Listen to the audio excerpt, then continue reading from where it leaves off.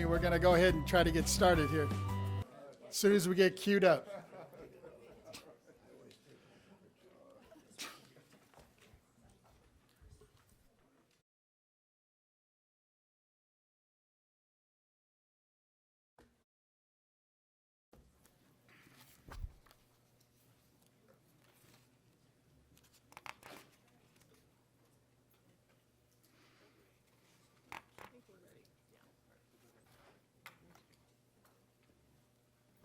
At the door? Okay, good, thanks. Mhm.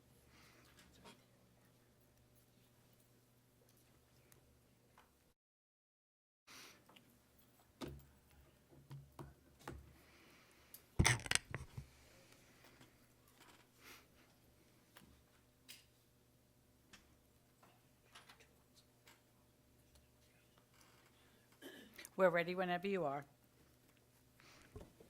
Okay, now that it looks like we got AT&T all connected here.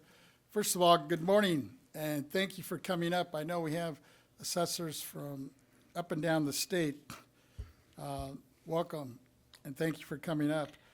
With that, let me just officially reconvene our meeting of yesterday at, I guess it's 10:04.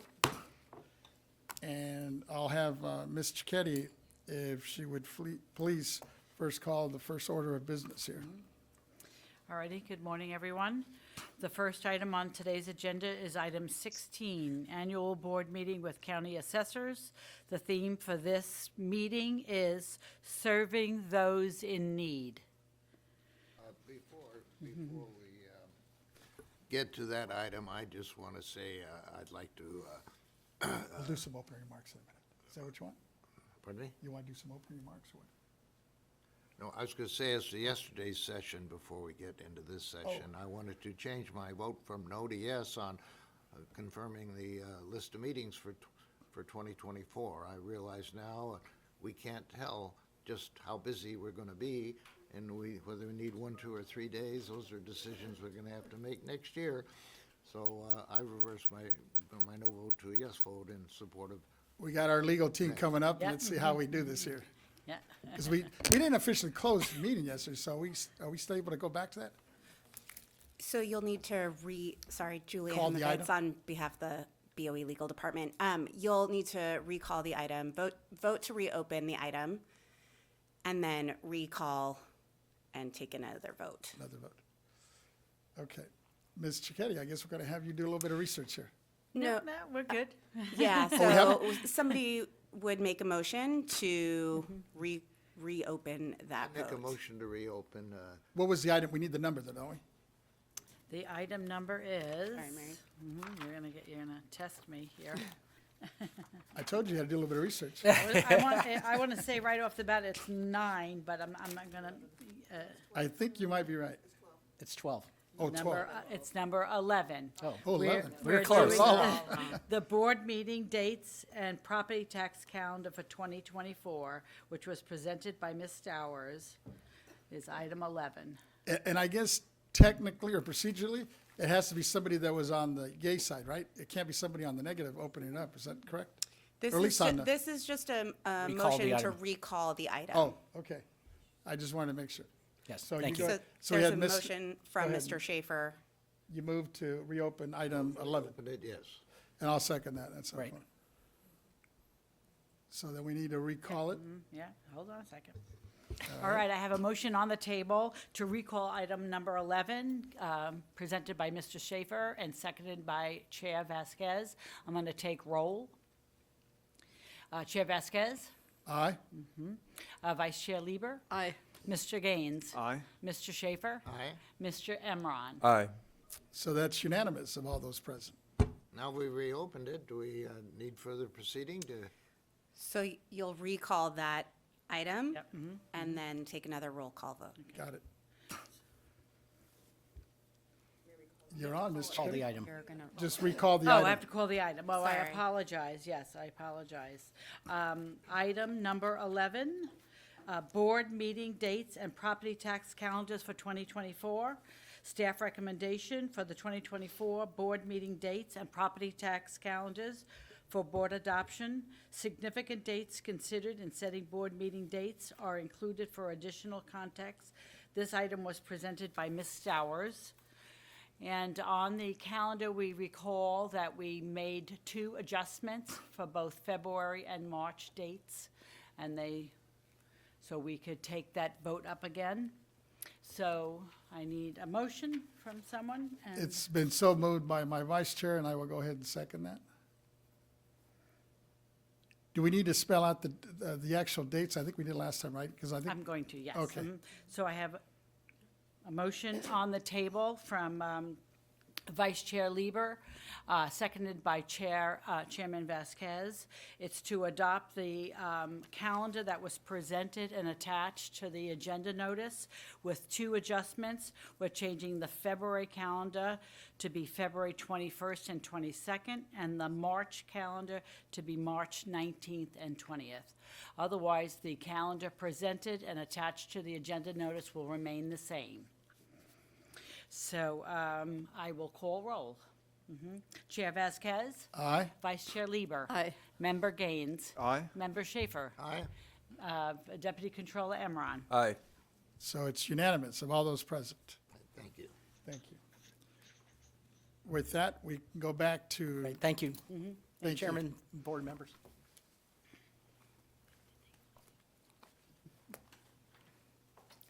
Ms. Cicchetti, if you call the next Okay, item. we're going to go back to today's agenda. So we're up to item 16A, greeting and introductory remarks by board members, executive director, and deputy director of property tax.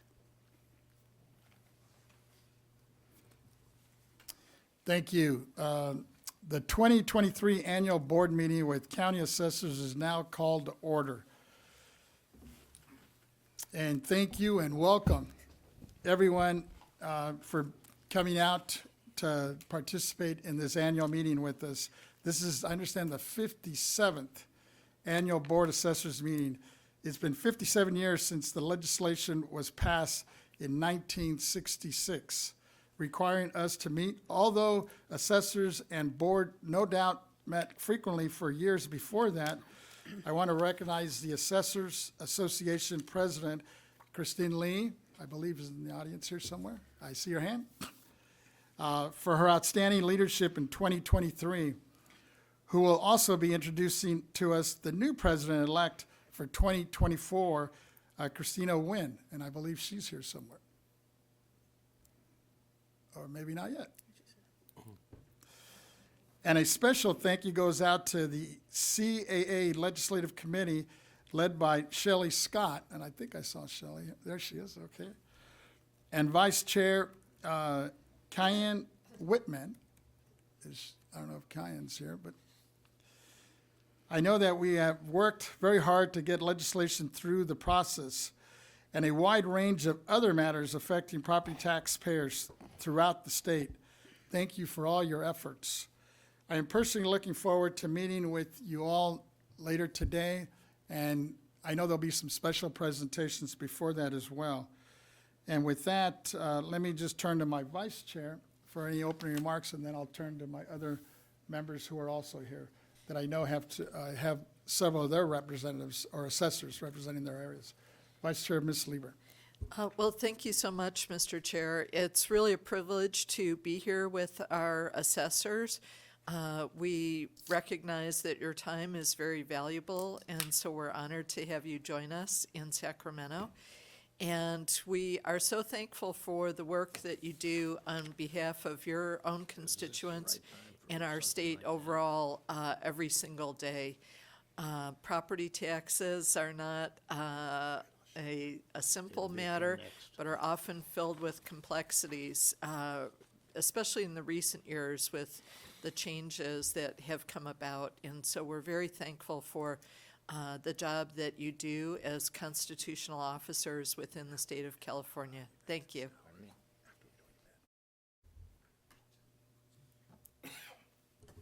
Thank you.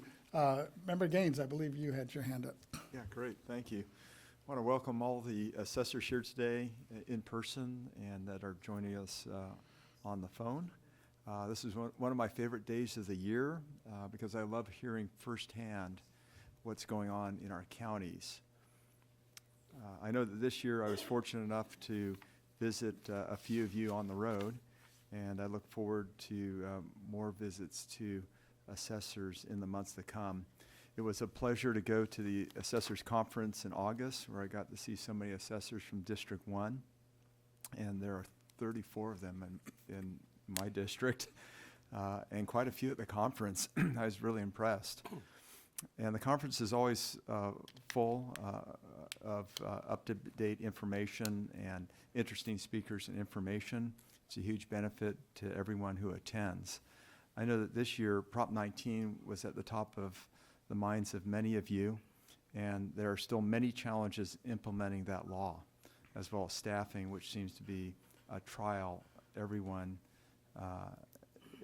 seems to have, but in particular in the rural counties. I welcome you all again. I look forward to your remarks and look forward to our breakout session later today. Thank you. Thank you. Member Schaefer, you want to just give some Thank- opening remarks first? Yes, thank you. I'm always impressed to see how full we can have our auditorium here, and you guys make it look like a real session, and we don't get many chances to do it, maybe twice a year. We're recognizing our San Diego County Assessor, Jordan Marks, for his operational excellence. He's achieved a record high of $727 billion in assessed value and has delivered a record $275 million in property tax savings to San Diego homeowners. He's also delivered Prop 8 reductions for over 18,000 new San Diego homeowners and qualified the most 100% disabled veterans and surviving spouses in the state, increasing our annual recipients from 4,500 in 2018 to 15,000 this year. I want to thank Jordan Marks for his exemplary service, and we're all aware that he comes to us in the great shadow of the icon, Ernest Jonenberg, who was predecessor on the Board of Equalization prior to his longtime service as county assessor. And I can speak from experience that when you see somebody from San Diego, we've put a lot of traveling to be here, so we appreciate that too. Thank you. Thank you. Deputy Controller Enron. Thank you, Chairman. Good morning to everyone. On behalf of the Controller, it's certainly an honor to welcome the 58 county assessors today to the Board Auditorium in our state's capital. I've had the privilege of meeting many of you, whether virtual or in person. But for those that may have not known me yet, I'm the Deputy Controller in the new Cohen administration. I'm a lawyer and I'm a former high school teacher, so I look forward to working with you all now and in the future. I want to first begin by thanking Kings County Assessor and outgoing CAA President Christine Lee, who has demonstrated tremendous leadership and partnership to this board and State Controller. I want to thank you for your contributions and your willingness to engage with the board in the property tax administration field as we all carry out our constitutionally mandated responsibility as board members. Also, a huge congratulations and warm welcome to the newly incoming CAA President, Sacramento County Assessor Christina Nguyen. You have already hit the ground running, and the Controller is looking forward to working with you on an array of initiatives moving forward. I know the professional relationship will remain strong and collaborative. Today is a day of celebration and tradition. The storied relationship of this Board of Equalization and our county assessors is sacred, a tradition that dates back well over 50 years. So on a beautiful day like this, we carry on that custom and legacy.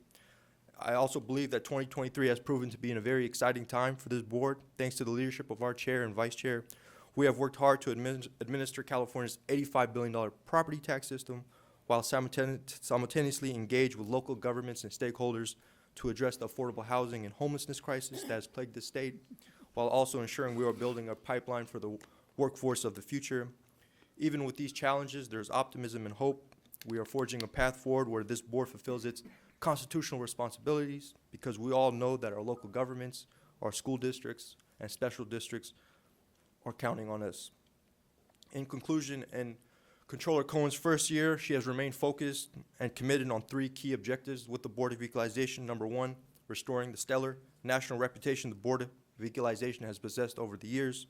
Number 2, rebuilding the agency's administrative and programmatic infrastructure to protect the rights of California taxpayers while simultaneously ensuring that the agency and our 58 county assessors have the necessary resources to fulfill our respective constitutional responsibilities.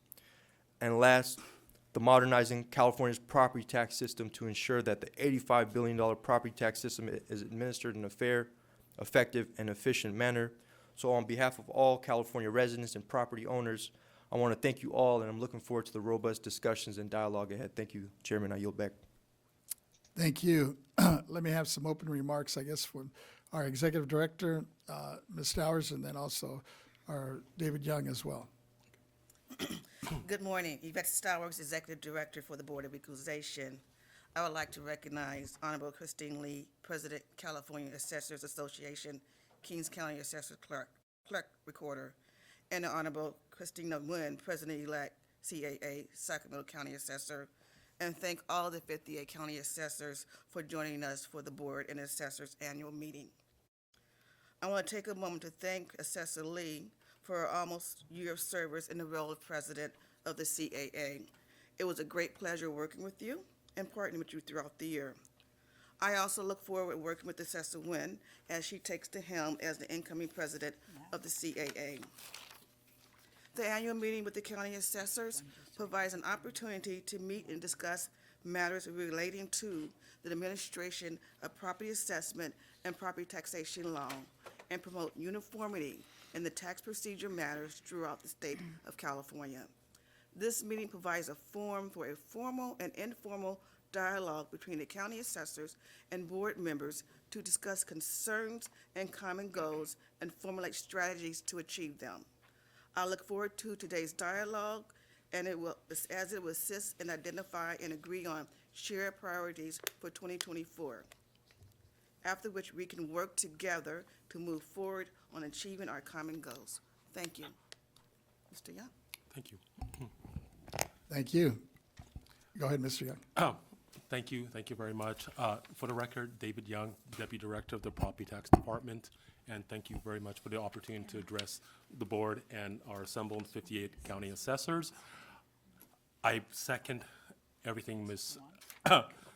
Stowers has already said about the CAA and also your comments, but I just wanted to highlight just a little bit of the collaborative work that the 58 counties assessors and the board we engage in on a continuous basis.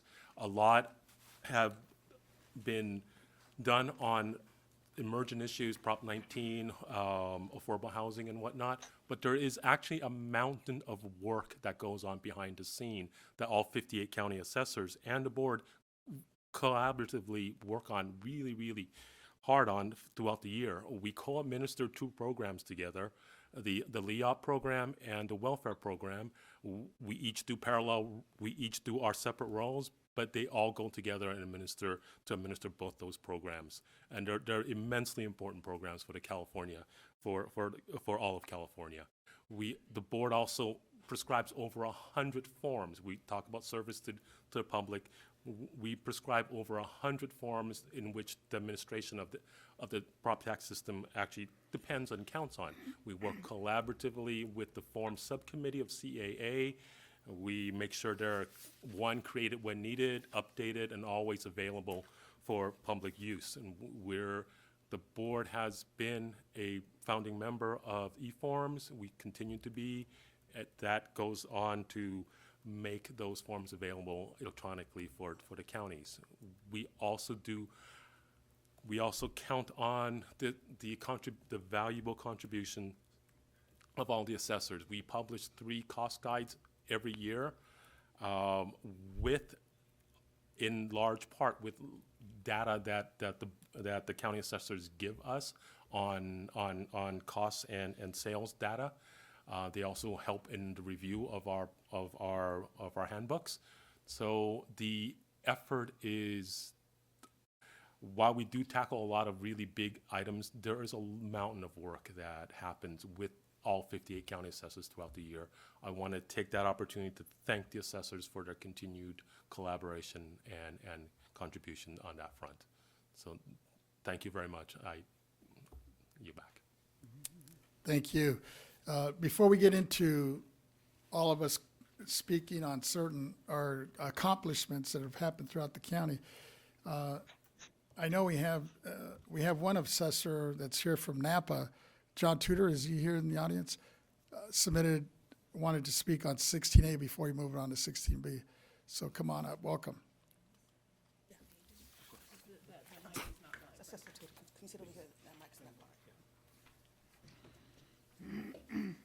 Good morning, Chairman Vasquez, members of the board.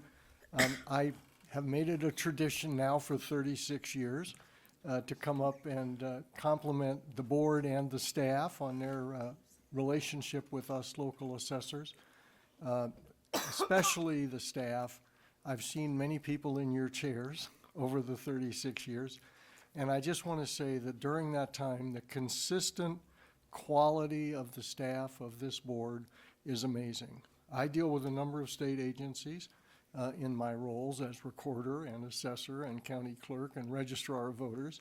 And I just want to say that this staff ranks up there among the top. I wanted to point out just 4 things that the staff and I have worked on. One, of course, is the advice we get from your staff. It's consistently correct. I've sometimes almost gotten in trouble until I reached out to the staff to make sure that I was moving in the right direction. The second, their support. They are always there if we need them, and they reach out to us.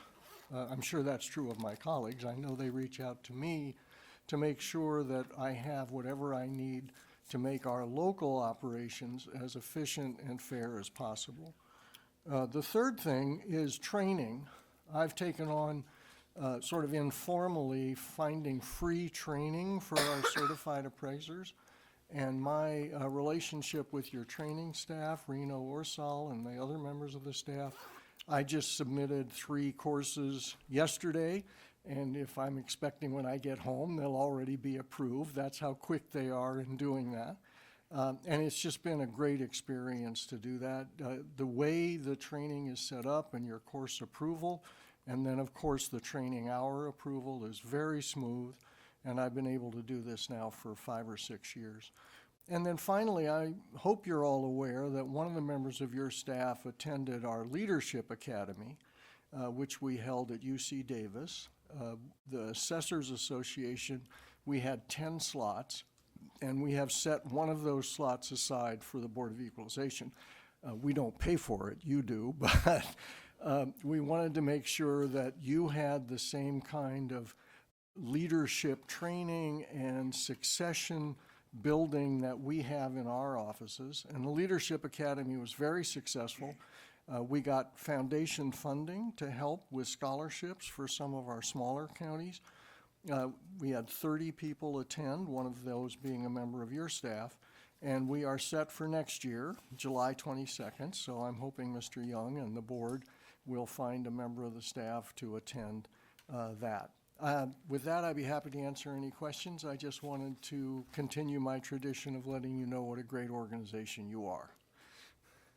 Appreciate all your comments and your compliments, especially of the staff. I think we're all good. I don't see any hands, but Thank you, Chairman. thank you. With that, I guess we're going to take just a quick little break here so we can get a photo. They want to do a photo? Yes. we are And then going we'll to come take- back and Yep. allow each member to bring up any other, or recognize any other assessors here today. So we are going to take an item out of order, item D. The group photo is being taken out of order. We will go into recess. Yes. All the assessors on teams to turn on. Yes, I was going to ask all of the assessors who are appearing remotely, can you please turn on your camera so that you can be included in the photograph? Oh, wow. Can you ask the assessors to come in? Technology, I didn't know.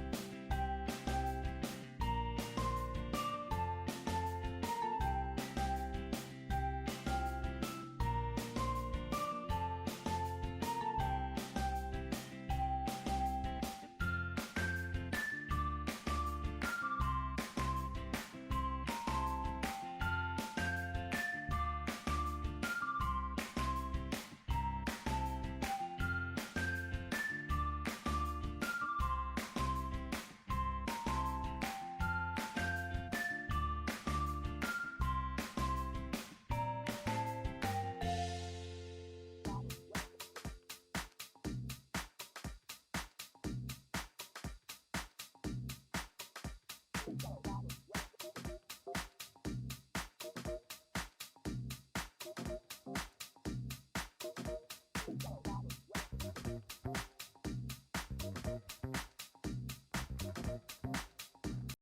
opportunity to continue it in a few.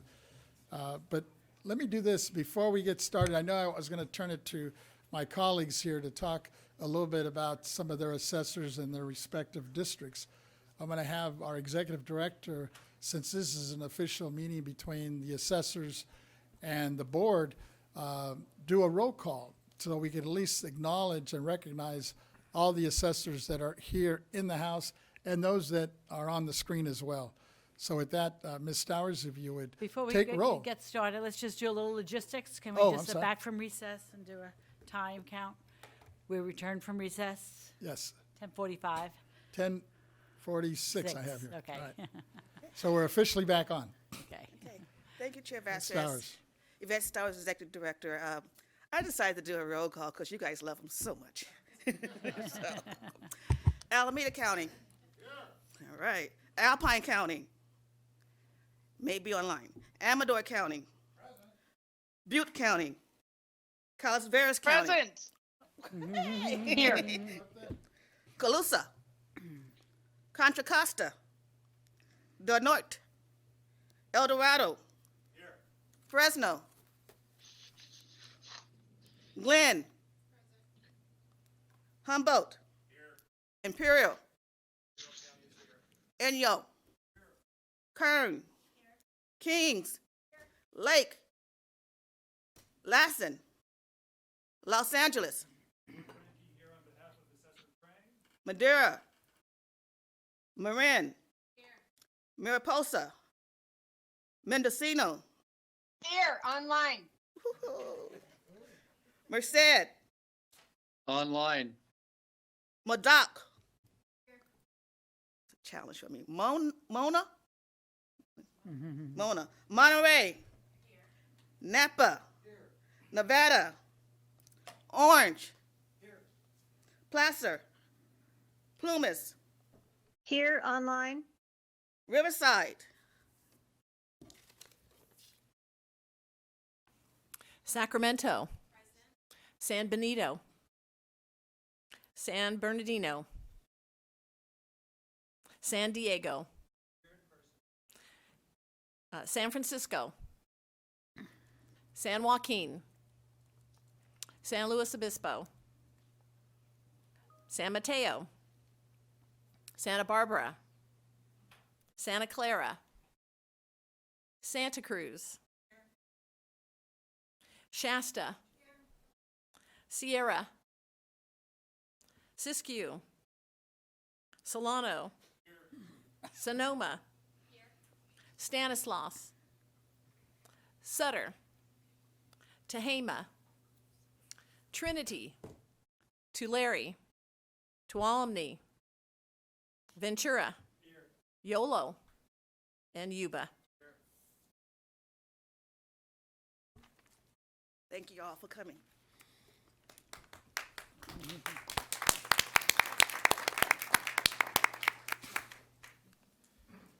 Thank you. I am pleased to recognize and hear from the 58 county assessors and all they have accomplished in 2023, not only for the role they play in annually determining the proper taxable value of properties, but also for their services they provide to the public. As the theme of this meeting is serving those in need, I look forward to the presentations by the assessors speaking today about the ways they have found to help meet the needs of taxpayers and the needs of hardworking public service staff in their counties. To start off, I'd like to introduce George Ranke. I only have one assessor here. You know, I have the County of LA. We're the big gorilla in the state, right? George Ranke, the assistant assessor who's speaking for the Los Angeles assessor Jeff Prang, my only assessor who has served his county of over 9.8 million residents since 2014. Mr. Ranke, are you available to come up? Here he is.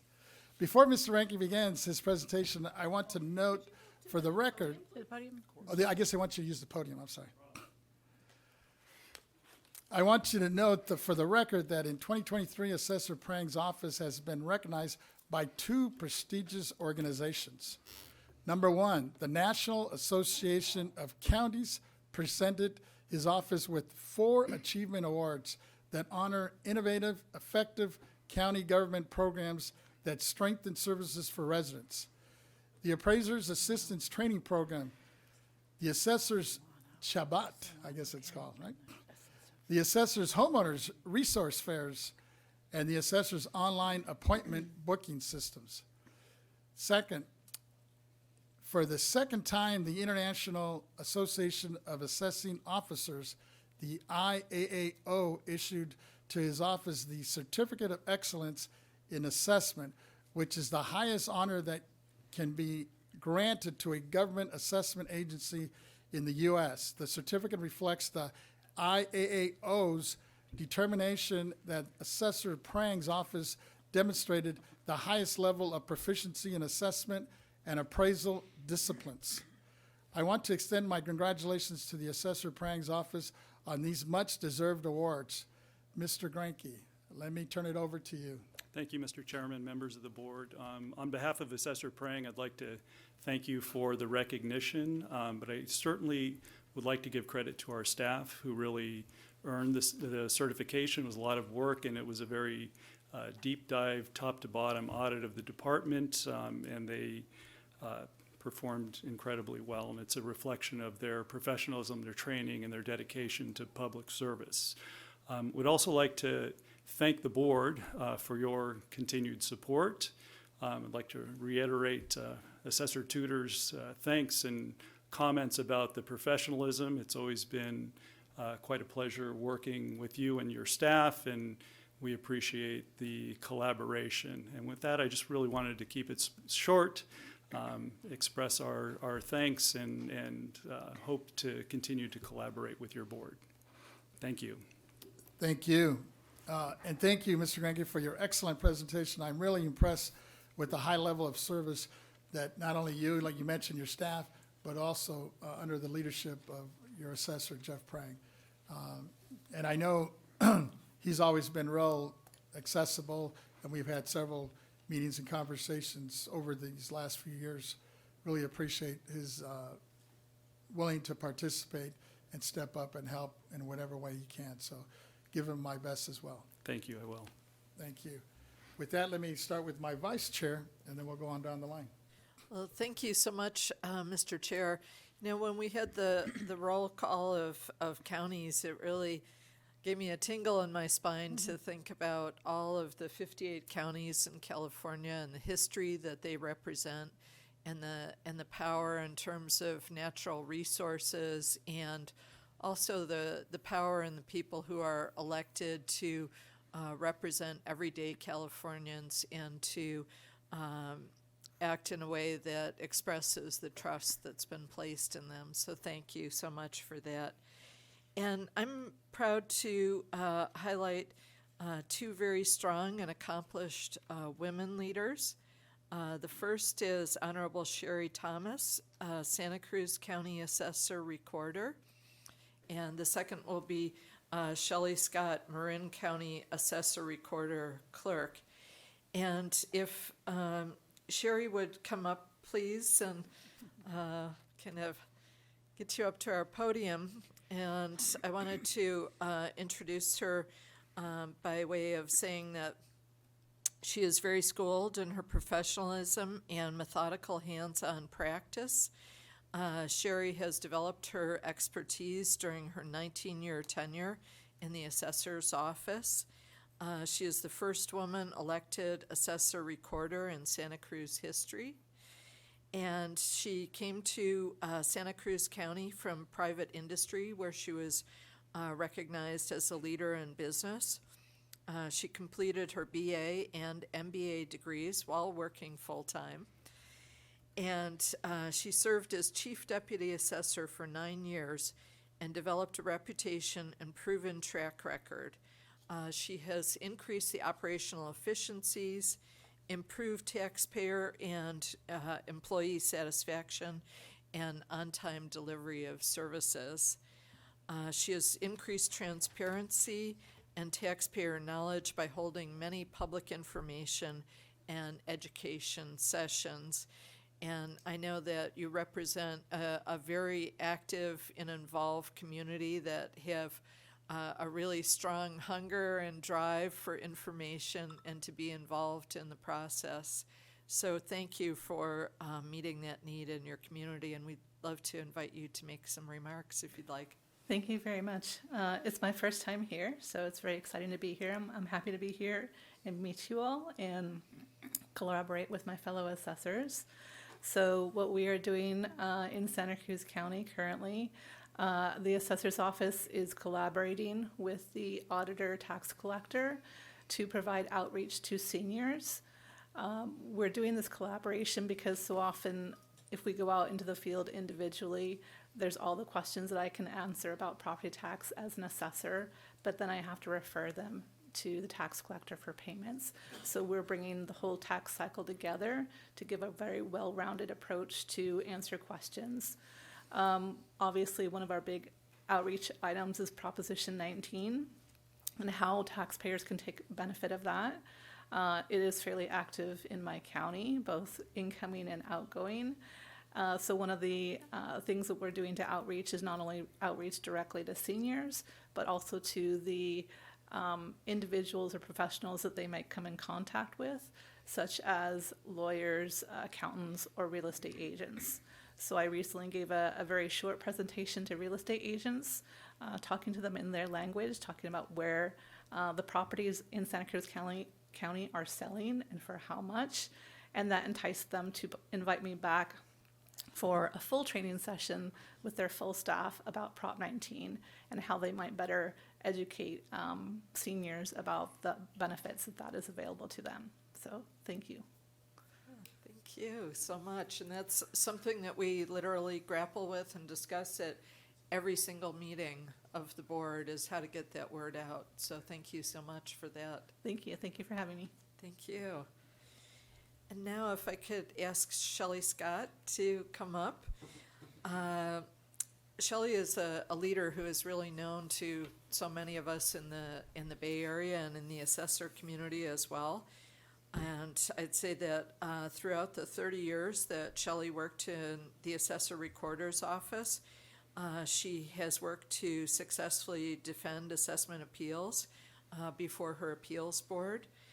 She served as a deputy assessor for the Marin County Assessor Recorder's Office before her election as assessor recorder.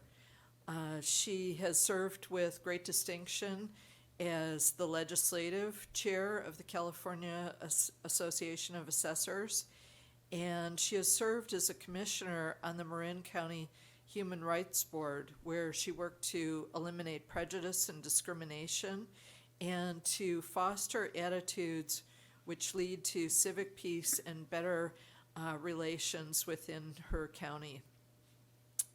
As assessor, Shelley Scott has brought leadership and dedication to every aspect of the complex duties that face every assessor. And we are so honored to have her here today. She is a real leader within the Bay Area community, and thank you so much, Shelley, for joining us. Thank you. It's my pleasure. Just thank you so much, Chair Vasquez and board members. I appreciate the opportunity. And just to reiterate what Assessor Tudor said, your staff is tremendous to work with. They are always answering our calls, answering our emails, and helping to guide us. It's a great partnership, and I really do appreciate it. Thank you all so much. And with that, I have a couple of items I'd like to share with you today. One of them is certainly AB 1466, which is the redacting of restrictive covenants. When prior to that actually even passing, we had some I had a supervisor who was reading her title report and saw some of this offensive language and came to me and wanted to know what we could do on a local level to redact this information. So we started a program. We put it on our website of ways you could do this, and we also found a way not to charge for it as well, which I was very grateful for. I know that we have a video to show you today of some of the work that we did. We've actually won an award for this, not only a national award with CSAC, but also a state award with CSAC. It has just been my pleasure to be able to do this work. Certainly, I had so much support from the community. We had a lot of volunteers, my board of supervisors, my staff, who are absolutely incredible. We couldn't have gotten this over the line without them. Right now, I'd like to share this video with you.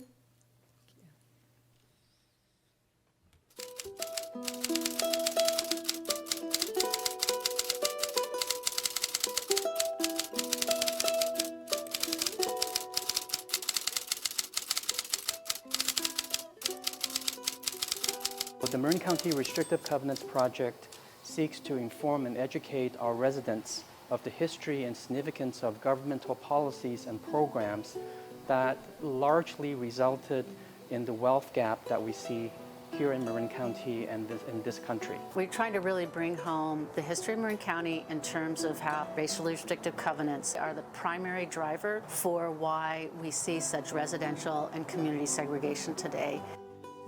We've had decades and decades of people not being able to buy homes in areas that they would like to live. I realized that I, as an East Asian from Africa, I could have never lived in Sleepy Hollow. For populations of color, it means the inability to achieve the American dream of creating a better future for their children. The difference is appalling in these areas that have these restrictive covenants, and you can see it in everything, in diversity, but also in schooling, in access to clean water, to healthy food. It's everywhere. The racially restrictive covenants were first put in place in the early 20th century as a means to keep neighborhoods predominantly white. In 2019, Supervisor Katie Rice shared with me her experience after she was reading some of her title reports on her home. As a homeowner, a property owner, taking a look at your deed and seeing that language is going to really have the most impact on a person that words can have, because we're talking about the place you live, and suddenly you're going to have a recognition that if you had been a person of color in 1965, you would not have been able to purchase that home, even rent that home. After doing some research and looking at the restrictive covenants, they thought this is a great educational tool. That was why we decided to do the map. The mapping project has been incredible. There's about 4,500 homes that have been identified by the county. And actually it's helped my team and my interns. They have been able to use this data that was put together by the county to point out property numbers, the wording. We're basically sending them out to residents who are on the list. That's been a big, major wake-up for a lot of the residents. Learning it through local history and actually studying housing laws, studying deeds, studying maps, it doesn't just tell you where you live and your privilege, it shows you it. I think we really want residents today to have a much clearer understanding of how racially restrictive covenants impacted the color of our neighborhoods today, and the fact that Marin County is one of the most segregated counties in the state, if not the nation. The way the amending the deed works is that you strike the section in the deed. And so it isn't telling people that this never existed. It'll be shown that this is part of the deed. But you're making a moral statement by saying, I live in America right now, and this is wrong and was wrong in the 40s and 50s. I've had a lot of residents in Marin County reach out and really applaud this effort, and many students have actually come forward and asked how they could volunteer and help to do some of this research and actually find this language. Our main goal was to file through tons of old newspaper clippings looking for evidence of segregation, redlining, racial restrictive covenants, language towards people of color that was discriminatory. Now it's kind of shifted into collecting all this research and data and information and developing that into a curriculum. We have a technical issue right now. We're going to have to stop this for a moment. We're having some issues with the sound, so if you could just bear with us for a minute. The sound, the voice is not going out to the public, so we're taking care of that right now. If you all wouldn't mind just 1 minute, we'll figure out what's going on.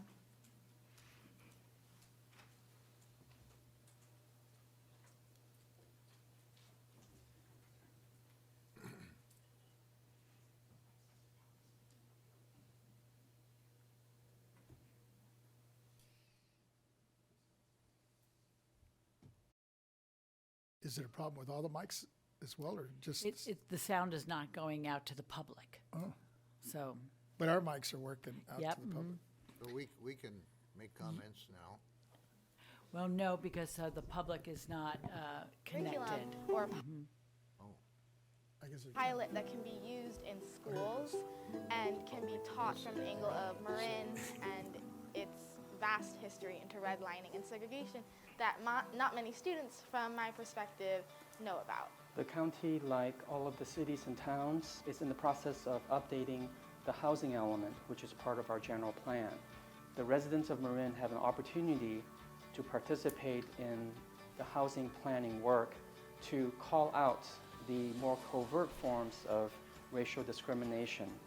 You know, obviously, racially restrictive covenants are illegal today, but comments come in more sophisticated manner, such ideas as it's important to protect the character of these neighborhoods, to uphold the high property values, and to protect the scenic beauty of our neighborhoods. These are dog whistle terms to basically say, we need to find ways to exclude those who don't look like us, who don't make as much income as us, from living amongst us. We have to be able to call out acts and comments like this that really serve to push the county away from our values and our goals of promoting more equitable access to housing and developing a healthier, more prosperous, and inclusive community. This is the second message we're trying to get through with this racial covenant program. It isn't just simple property deeds that as the statement. It's a bigger issue in our community of how to balance out inequity, economic inequity in our society. So. I think understanding the impact that restrictive covenants had is important information as we consider our housing elements and as residents of this county look to supporting the development and creation of lower and moderate income housing so that more of the folks who perhaps in the past were not able to purchase a home or live here in Marin County will have an opportunity to do so. We have an opportunity to do it the Marin way by making sure the growth can fit into our communities, and we can do this together in a very inclusive manner. Thank you. I appreciate you taking care of the sound on that. One other thing I would just like to add, I know you saw there was a piece of it, but one of the pieces that we won the award for was the mapping aspect of this project. And what the recorder did, partnering with the assessor's mapping division, when we discovered this language, we actually are populating our county map, and that's what you saw when you saw those blobs kind of growing. You saw from 1911 up to probably I'd say the mid-1960s where it populated, where we found that language and we were identifying it. If you go to our website, you can certainly see, as you hover over it, you can see the restrictive language that was there. So very proud of the program. It's still ongoing. We have over 96,000 parcels to research and investigate. And I have to say that I'm very fortunate that I have a lot of volunteers. I have a lot of high school students very interested in this project that are working with my staff and doing this work. So I applaud them and my staff again. Lastly, the other piece that I've been working on, I collaborated with our district attorney. We have created in our county a deed fraud program. Basically what that is, any deed that gets recorded in the recorder's office, I send a letter not only in English but in Spanish informing the resident that something was recorded on their property. There's also a copy of it. It has a little watermark over it, so it's not an official copy, but they can see exactly what was recorded on the property. This is in an effort to stop title theft.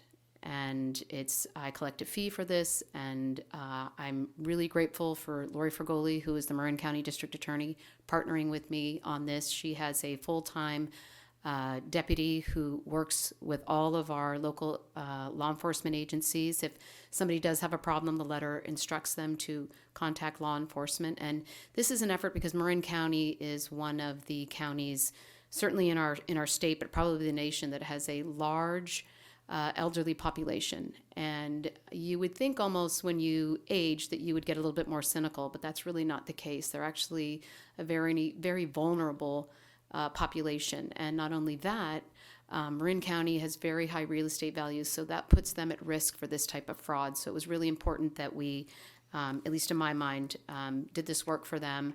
And we've gotten a lot of great feedback. Lori and I have presented all over the state with our program, and it's been really well received. I don't know if we're going to win an award for this, but we certainly put our hat into the ring for it. So lastly, I just want to know that for all my fellow assessors, if anybody would like this information to do this work, we're happy to share and collaborate. Thank you so much. And thank you so much for being here with us today. It's very educational to see the informative film about the project on restrictive covenants, and so also the work that you're doing in terms of elder financial abuse is really critical for so many of our counties. So thank you so much for everything that you do every day, and these special projects as well. Thank you.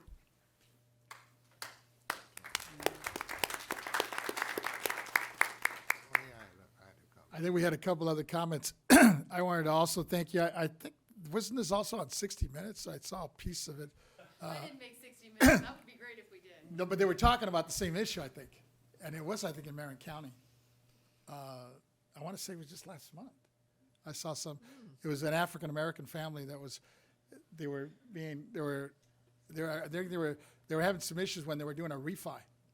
Yes, that was the redlining. Yes. Redlining, there you go. Yeah, I'm very well aware of that. Yeah.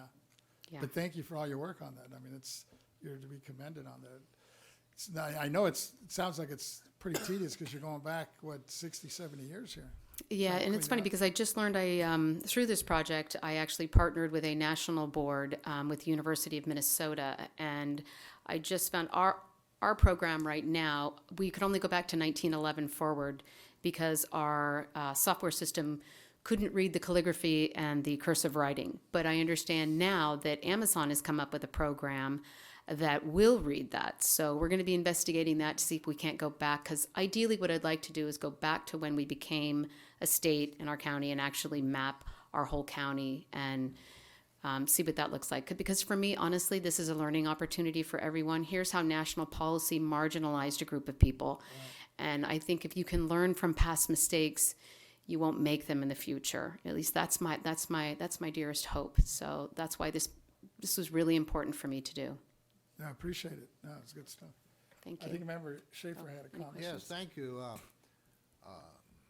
I'm of a generation where I've grown up and seen some of this stuff. I remember when I was in law school at Georgetown, I saw motels on the freeway that say for colored only. And I thought, gee, that's the only business I can't patronize, as an American citizen.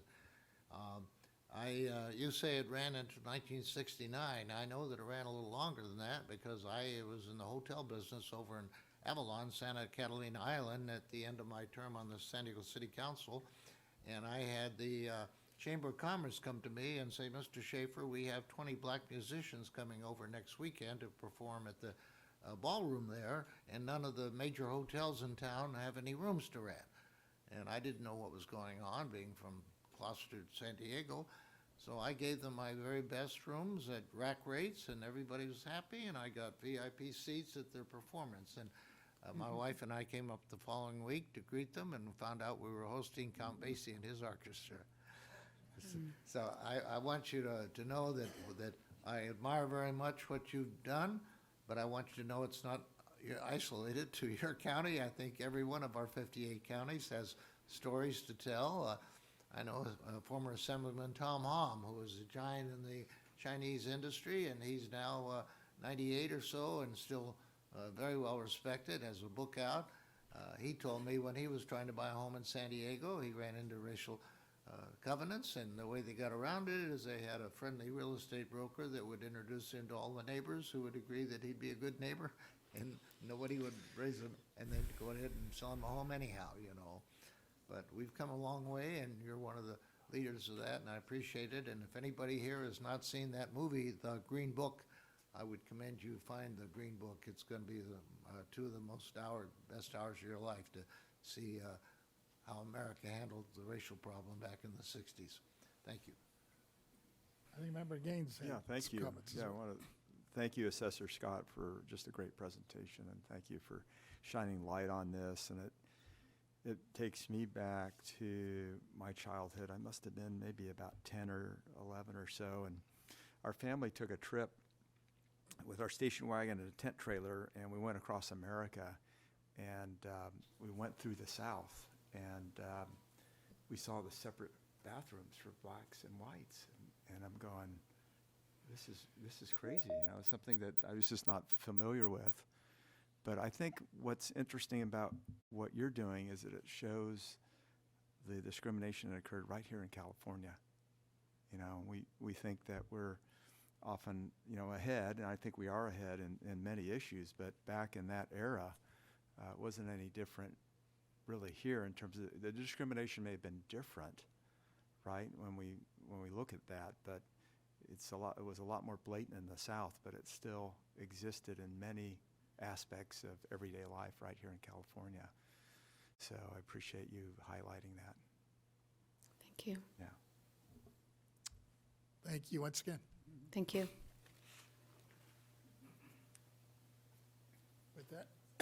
With that, let me move into Ted Gaines' district. Wonderful. I think he has some folks he wants to recognize as well. Yeah, thank you. I appreciate this. And we've got a couple of speakers that are coming forward that are well known to the board here. And I've got great representation because I represent 34 counties.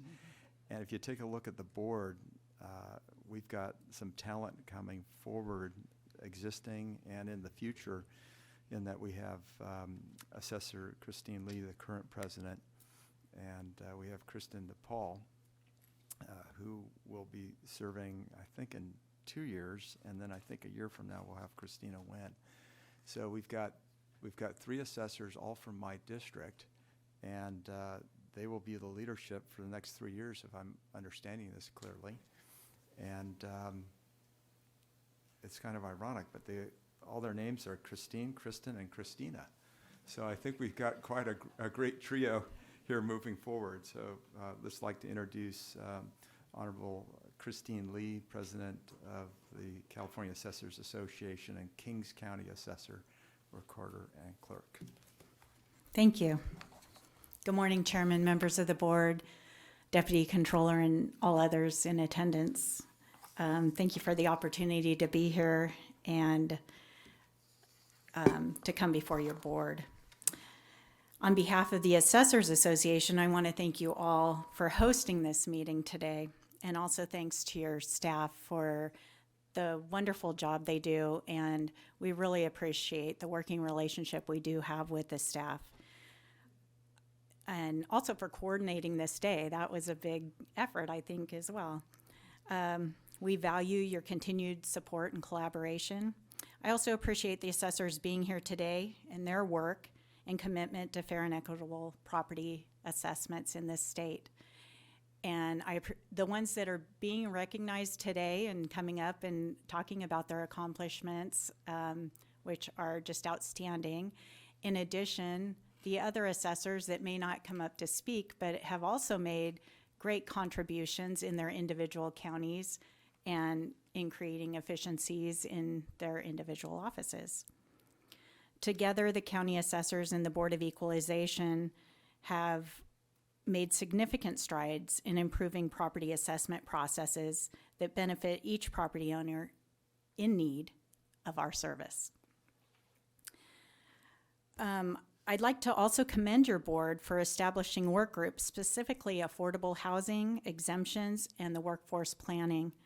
As you all know, these focus groups allow for dialogue that lead to steps in a positive direction.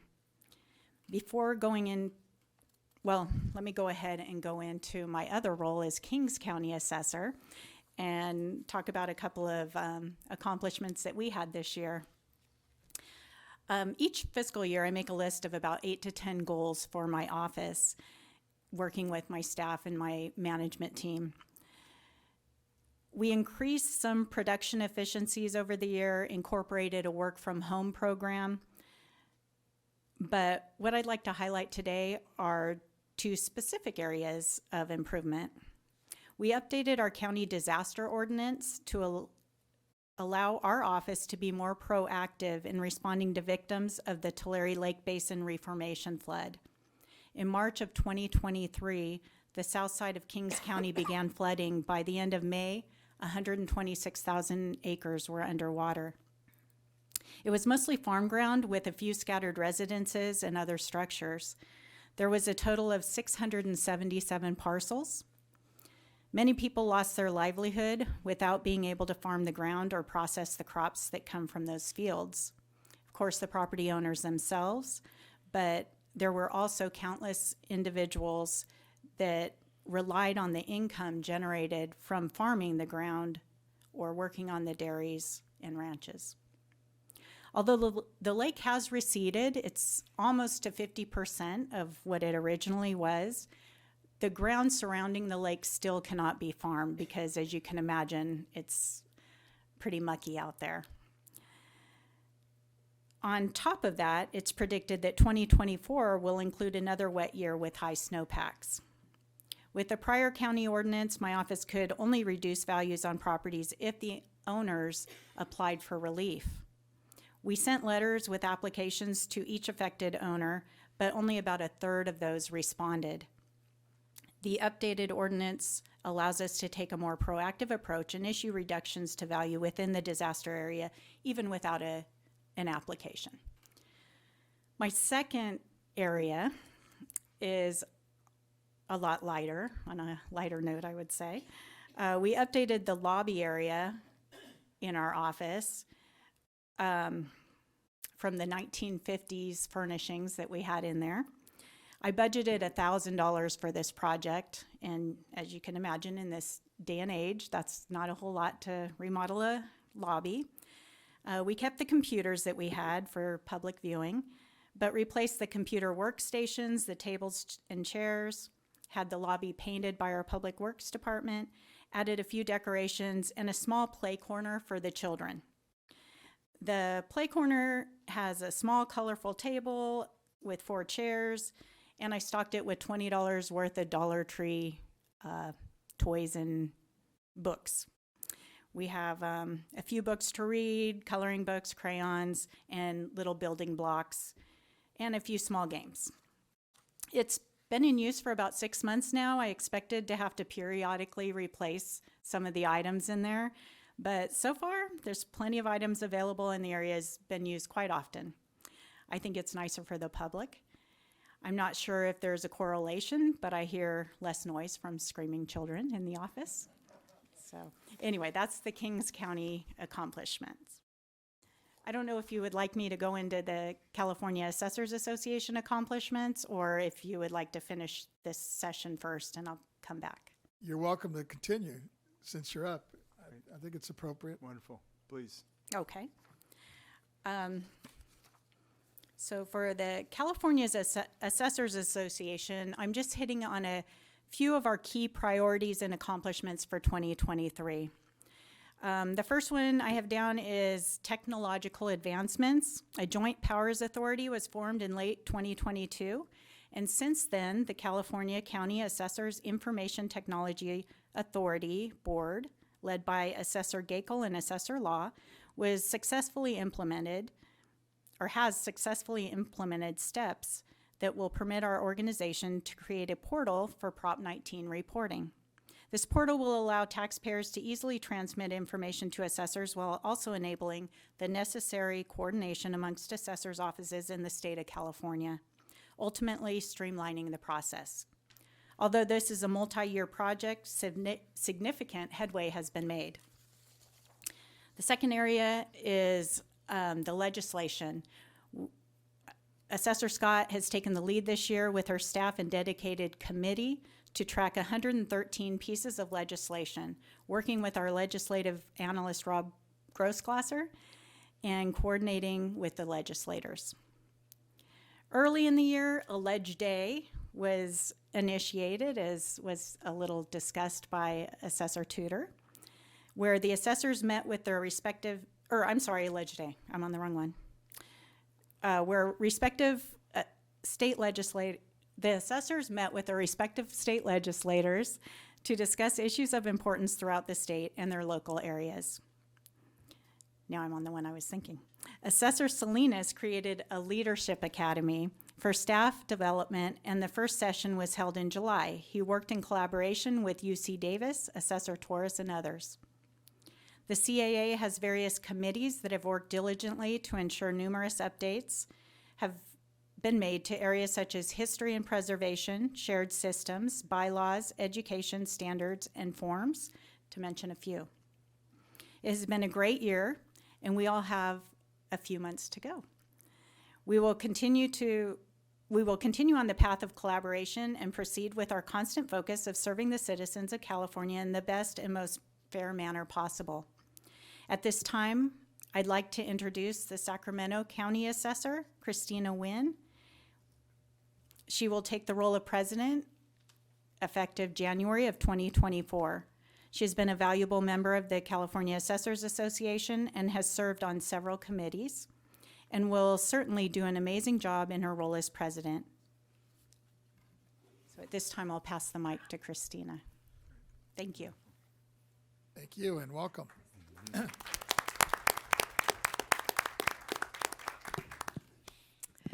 Good morning, Chair Vasquez, board members. Thank you so much for giving me a few minutes to speak with you this morning. It's an honor to be here and to come up behind Christine Lee as the president in 2024. And I had a little taste of some of the things that you've been working on a couple weeks ago when I attended your meeting and you had your work groups, and it was very interesting, a lot of detail. You guys are really getting into some very fascinating topics involving the public and other experts in fields that you're looking to work on, for instance, with the retention, workforce retention, disabled veterans, homeowners exemption. So you're right down my alley. I am a technical expert in a lot of these areas. I spent my 33-year career working in appraisal and assessment administration. So I am ready to get working with you, and I hope to be able to represent my colleagues well. They put their faith in me, and so I'm not going to let them down, and I hope to not to let you down. So I look forward to an exciting year next year and getting to know all of you a lot better. Thank you. Wonderful. Welcome. Appreciate it. Looking Yeah, forward thank to you, working with you. Christina. Go ahead, Member. Okay, next we've got the Honorable Kristen DePaul, Modoc County Assessor Recorder.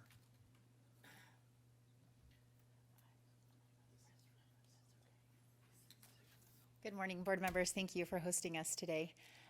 Our accomplishment was more geared towards sometimes small counties have trouble getting funding for technology updates and for upgrades to our offices and our practices. A lot of our general fund dollars are dedicated to essential services. So more recently, I've used some CARES Act funding and ARPA funding to digitize our records. And then our last project was that I partnered with the Sheriff's Office and the Office of Emergency Services to write a CAL FIRE grant. And we used that grant to fly the county with EagleView, a vendor, and provide some digital aerial photography, some small scale photography, and that would help us, it would help fire as they we're looking for evacuation routes and topography, and it would help dispatch so that when they sent their sheriff's deputies out, they would know if there were problem areas and et cetera. It helped us with measurements and discovery of new construction and et cetera. And so we were just trying to be creative with ways to do that. We also have struggled to provide mapping and layers to the public, and so this will help us provide like districts and zoning layers and et cetera to the public. That's great. That's wonderful. I think that's a creative idea. I mean, I just have a question in terms of budgeting. Would you have ever found funding for this project?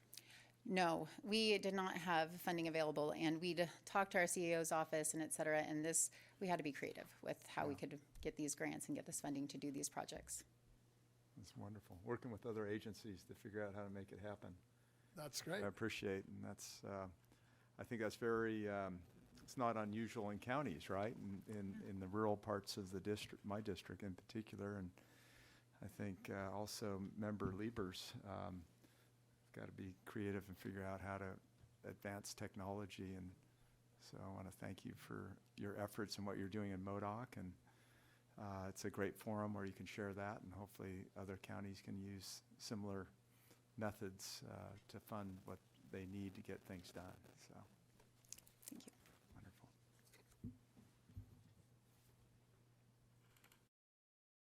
With that, let me move on to Member Schaefer. I believe he wants to recognize one of his assessors here. Yes, I'm very pleased. We have 3 of our assessors here in person today and 2 by virtual appearance. Is Jordan Marks here? He was Claude? Well, let's take you. You're next on the menu.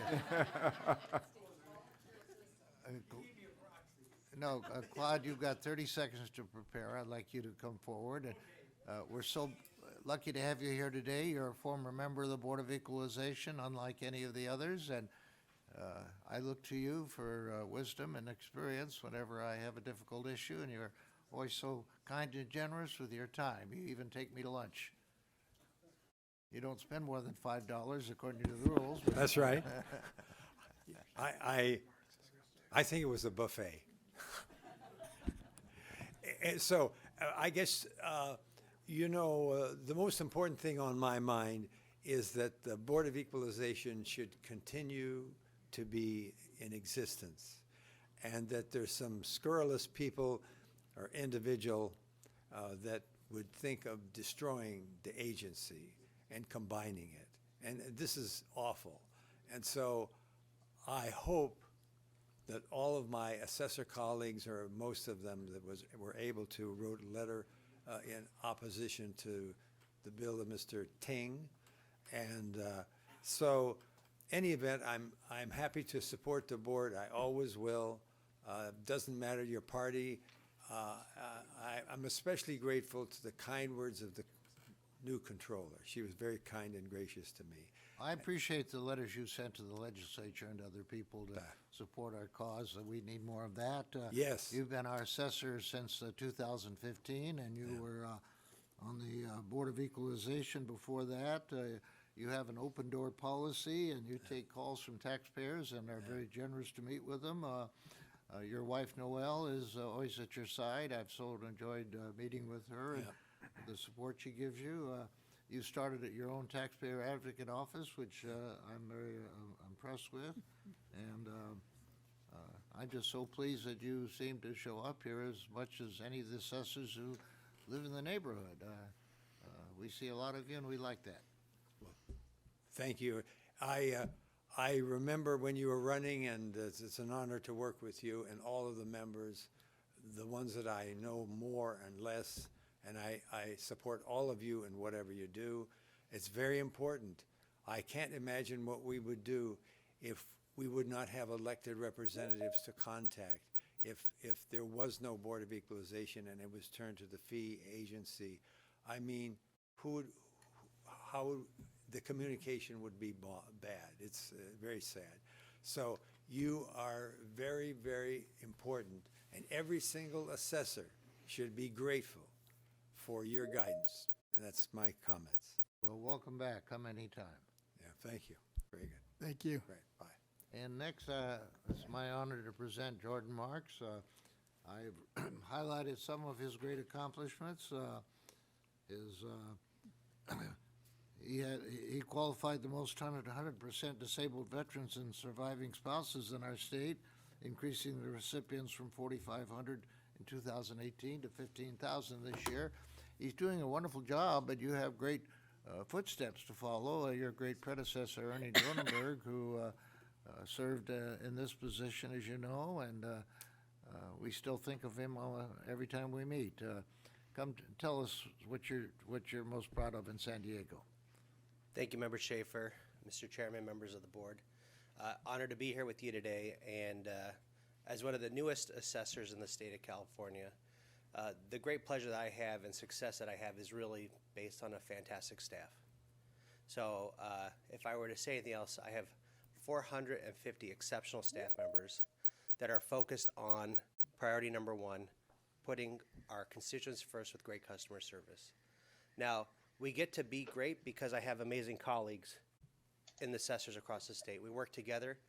I always say assessment practices is a team sport, and the Board of Equalization plays a key part in it. This last year, we delivered record high revenue of $727 billion that goes to our schools, emergency services, streets, the key services that our constituents rely upon, while at the same time my staff spent an extraordinary amount of time educating our taxpayers on the tax-saving opportunities to thrive here in the state of California. So that delivered over $275 million in savings, including our disabled veteran population. So we're really proud to do the good work of the people and helping our veterans in San Diego County. So thank you so much for your partnership. We rely on the amazing staff at the Board of Equalization. We rely on our colleagues across the state as we work together to make sure we're doing a great job in fair and equitable work. So thank you so much. I appreciate it. Well, thank you for being with us. And Robert Menville, I'd like to call up. Is Robert here?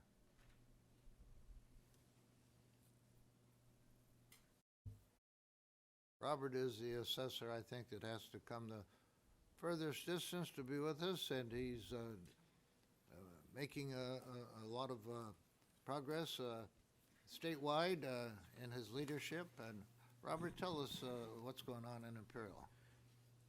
Well, we've, Robert Menville, Imperial County Assessor, totally unprepared to make a presentation, but thank you for the recognition. I'm going to go back home and find out what I'm doing statewide that you know about and I don't. I hope it's good. I know that I think P.T. Barnum said there's no such thing as bad publicity, so I'll take it that's good. Imperial County, just like all the other counties in California, had a record year as far as assessments. As long as I've been in that office for 31 years, we had our highest assessment increase. We actually went over $15 billion in total assessments. When I started as assessor in 2015, we were at about 10.5 billion. So we've put on quite a bit of value in my 9 years of turning over an assessment role. And I think I sent an email to Christina Wynn, President-elect Christina Wynn. Can you hear me, everybody? Mm-hmm. Okay. Yes. Christina, do you remember that email? I said, Christina sent out a press release and she said, Sacramento County, this is what we did. And I said, my gosh, I said, you put on $15 billion in 1 year, and we're just happy to get to $15 billion after 100 years as a county. So anyway, but we're still part of California, Southeast California, down there in the desert. And I would like to take the opportunity as a recent past president of the Central Southern California Assessors Association, the host of our annual conference, to invite you to come to Palm Springs for our California Assessors Association annual conference. Registration is open, and we have some interesting topics that we'll be discussing. And the California Assessors Association Information Technology Group affiliate will also be having their conference at the same time. That's November 1st, 2nd, and 3rd. And those of you that like to play golf, there is a golf event the day before on Halloween, October 31st. And we're planning an off-site reception on the second evening, which, if we can put it together, would be a trip up the tram to the top of San Jacinto for a reception. And the days are still long enough that you can get to the top and still see in daylight. You can see the whole valley, and then as you're coming down, it'll be evening, so you'll see all the lights of Palm Springs. So I would invite you to register. Registration's open, and our room block, I think, is through the 8th of October. So if you haven't registered or haven't made your reservations, look into that. Thank you.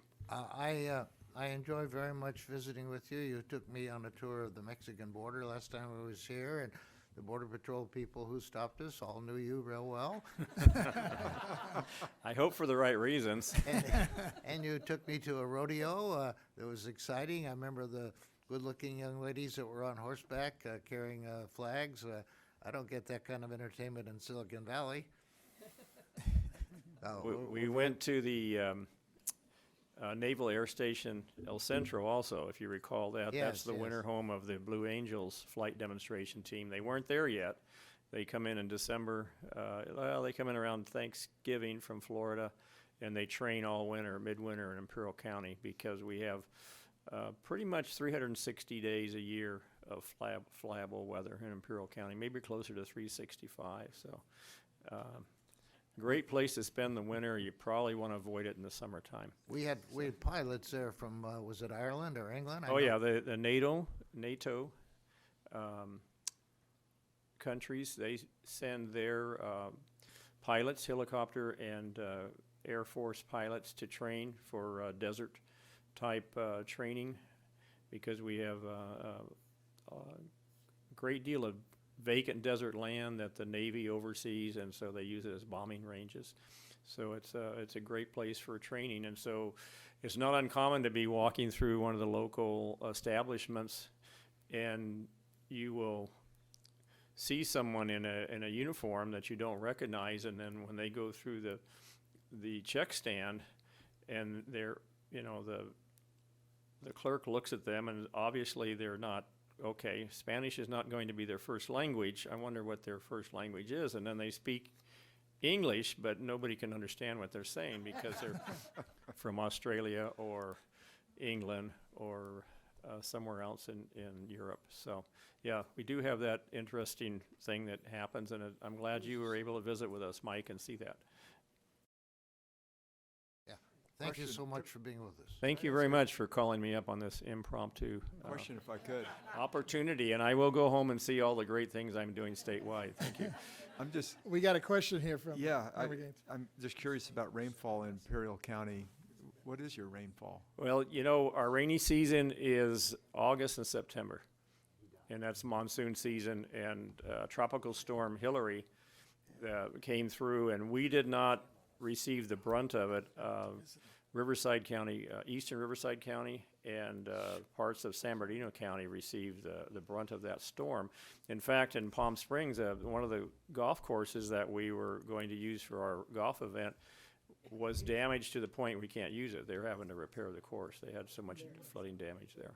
So our rainfall is, an inch or two, and most of it's in the summertime. Wow.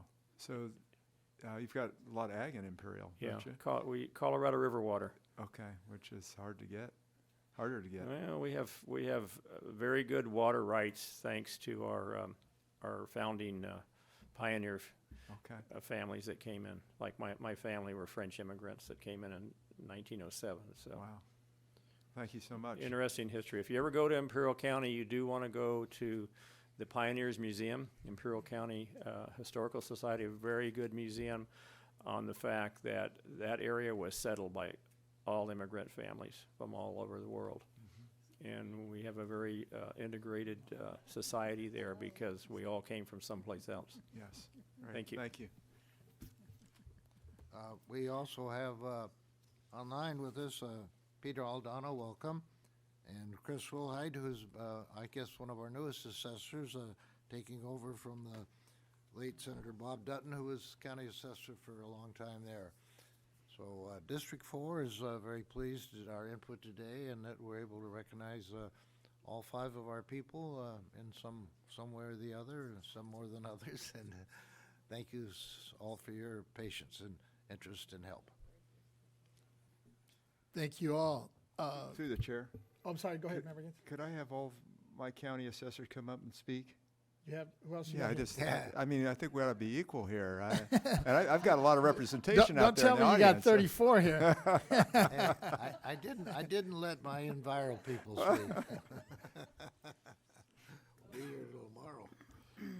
But actually, on that note, I am on this mission to try to visit all the places, all the counties up and down the state. I've done pretty good down in Southern California and then up around here, but I haven't gone up all the way up to our northern border.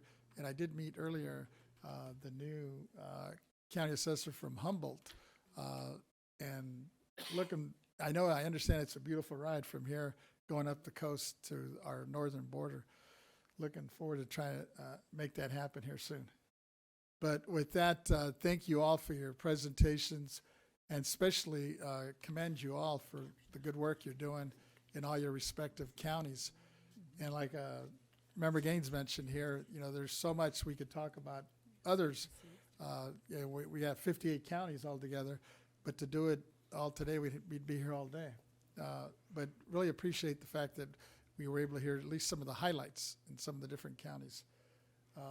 And with that, let me close out. I know we have our Deputy Controller wanted to say a few remarks as well. Thank you, Chairman. I want to congratulate all the assessors on your recognition today. I think the work you're doing is important across your counties and across the state of California, pushing this Golden State forward.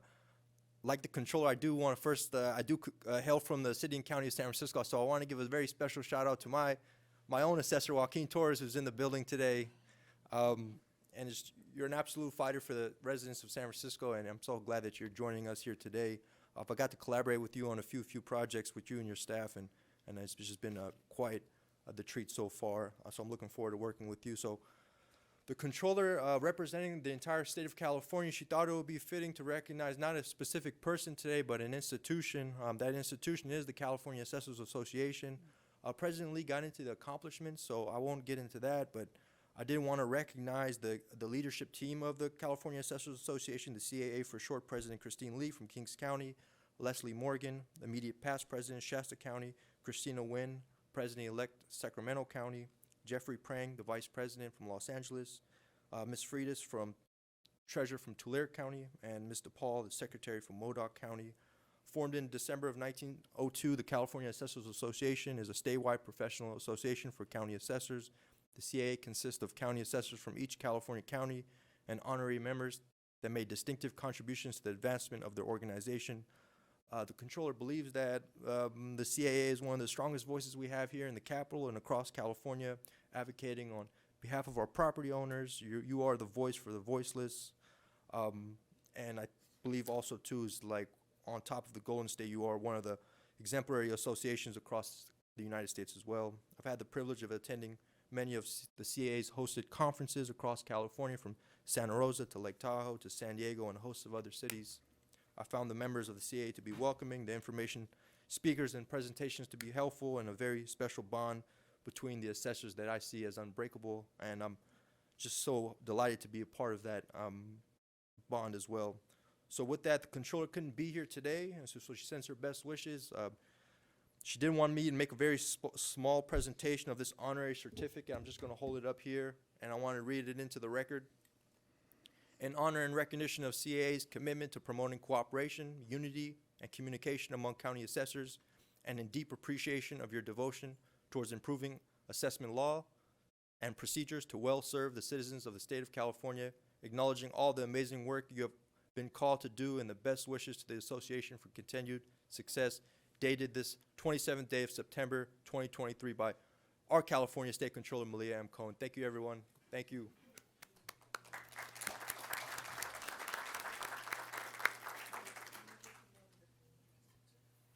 With that, before we move on to our next item, Member Gaines just wanted to make a quick comment, acknowledgement as well.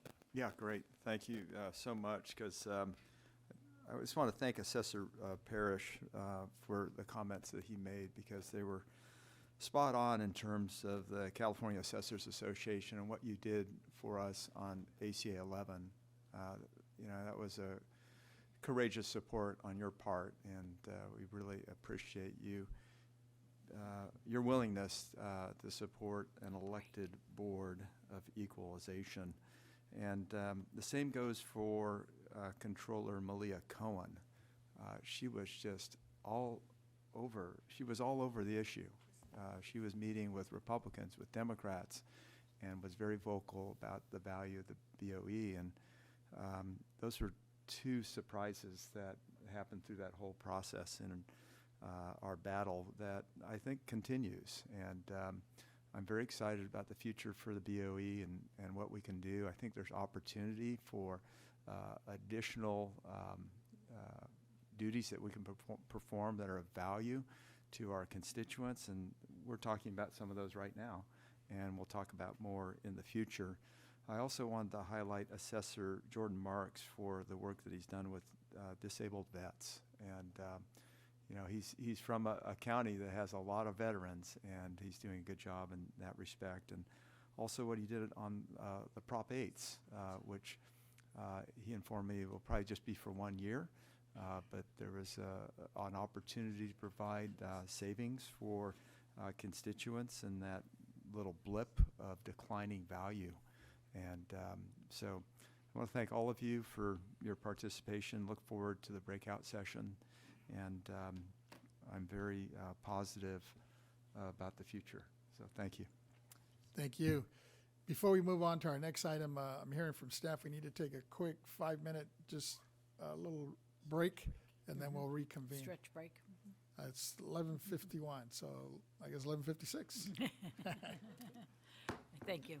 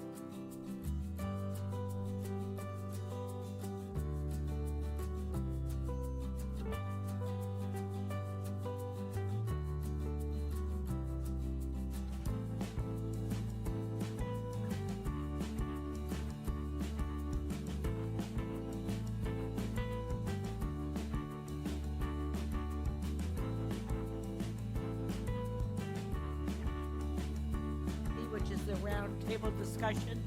We're going to do just item 1, and then we are going to go into the presentation of Mr. Yen. And then at that time, we will adjourn and go to our lunch, to the luncheon. All righty, and then after that, then there'll be the availability for you to have the breakout sessions with each of your assessors. So that's kind of the, for the remainder of the meeting. So with that in mind, I'll call the next item. The next item is C, roundtable discussion on significant emerging issues. The board and county assessors will discuss key issues and challenges in California property tax administration and programs. This is a roundtable, so if you do come up to the podium to make a statement or a contribution to the conversation, I ask that you state your name and your county that you represent before you begin speaking. With that, we'll start with number 1, possessory interest challenges. Thank you. With that, we wanted to devote some time today for a roundtable discussion on the current possessory interest challenges. Our joint effort to codify the BoE legal opinions on low-income housing possessory interests in the Senator Rubio's bill, SB 734, were ultimately successful, and it looks like the governor will sign this. But it attracted some opposition and media attention, and we have more work ahead of us moving forward with this.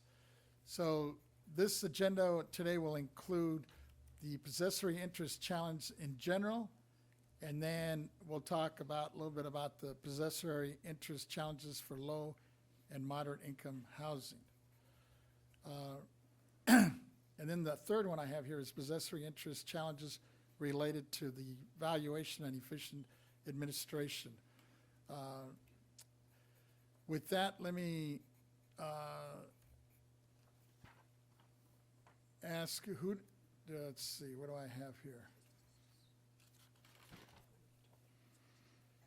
I think one of the key things that I noticed on this issue, especially when I went to the hearing, tax and rev, with the senator, was to try to keep it, if we're going to provide this possessory interest incentive for these folks, it was to make sure that it was it was going towards the low income.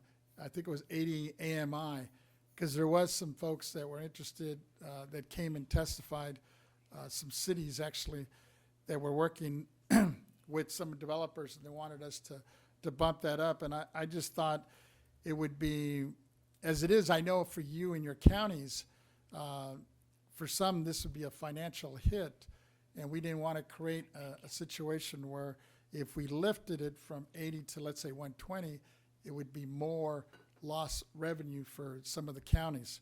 So that was one of the reasons we were trying to keep it at 80. And at the end of the day, like I said, it was able to get through, and now we're hoping the governor will sign this soon and move it forward.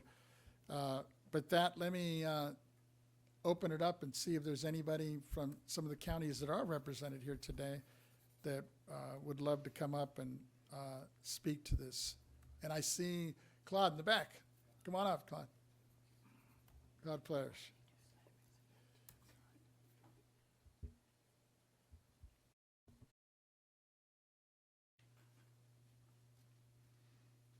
Welcome. Thank you. Thank you for having me. You know, some of my colleague assessors, I've suggested that they take the possessory interest test.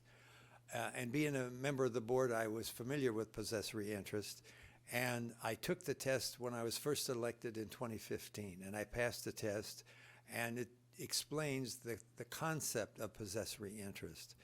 The fact that, and it goes back a long time, that if you are on government land, but you have an enterprise, a business, a steel mill, whatever, an apartment house, and it goes into detail that you have a possessory interest instead of a property tax interest. And I know the people that you are talking about, that we call them the joint powers people. And so this is what they have done, is they've taken off of the market in my county, I think it is $15 billion of value. And so this is a big hit, and they're very profitable. And by the way, the only classification that we understand is low income. There's low income, and that's it. There's no legal definition for moderate income that they mention. That's fantasy. And these guys made $72 million, and I made a presentation here, and they're making ongoing profit on all of the facilities. I have a spreadsheet that indicates every single project except one, which they're remodeling, and they put a lot of they put a lot of unnecessary bills through to the operators to make more profit, to show that they're actually losing money. But of the 10 projects I have in my county, 9 of them are making a profit of not less than $1.5 million, and this is after paying possessory interest tax, which is lower than regular property tax, and up to $3.9 million per project per year. So they're making a lot of money. They're profitable. They're using this scheme that they have, and they call it the middle missing income. That doesn't exist in any legislation or regulation. It's either low income or regular. That's it. So these guys are profiteering. They're making a lot of money, and they just don't want to pay their taxes. It's as simple as that. I appreciate your thoughts and ideas on it, because that was my thinking when I was testifying before the tax rep, because there was some people, like I think it was from Pasadena, wanted it to bump it up to like 120, and I said, well, that'd be a huge hit for a lot of the counties. Yeah, it is, and I haven't even calculated the entire amount. And also, I've talked to my fine colleagues about taking the possessory interest test, and as a courtesy, and I talked to them, I'm sending you a copy of the test. It's very important, because if you don't take the possessory interest test, you really don't know what you're doing. You've got to take the test. Am I right? That's why you have these tests, to educate us. And why follow the board? If you change the rules, that's different. And I hope you don't change the rule, because these guys are making millions hand over hand, and they've just started the acquisition. And ultimately, they're going to get the 6% commission when they sell these these will go into hundreds of millions of dollars, some of them. So it's a tremendous amount and they'll get a brokerage commission, which is 6%, as far as I can tell by what I had. Now, Mr. Hanna is my sort of expert that had this, and the valuation we did was a declining. There are several methodologies you can use, and the one that we thought was the best is it starts out at about 70% in the calculation, and then it declines. Now, my other colleague in San Diego has a little different, but we have, according to the possessory interest documents, the authority and the methodology to modify it in a certain way. Mine was the straight level. They're doing it, we should call up the assessor from San Diego so he can give you the actual, what they're doing. My understanding from Ernie Dronenberg that it's the 5-year revaluation, and so I would hope that he would come forward, and I hope whatever happens in the legislature, because I know these guys are going all over the place and they're saying, we're helping low income. They're not helping anybody but themselves get rich. That's all they're trying to do. God bless America, and thank you. Bye. Thank you. Anybody else? Any other county? San Diego would be good. Oh, you're putting Mr. Jordan on the spot. Does he want to come up? I don't know. Here he comes. Okay.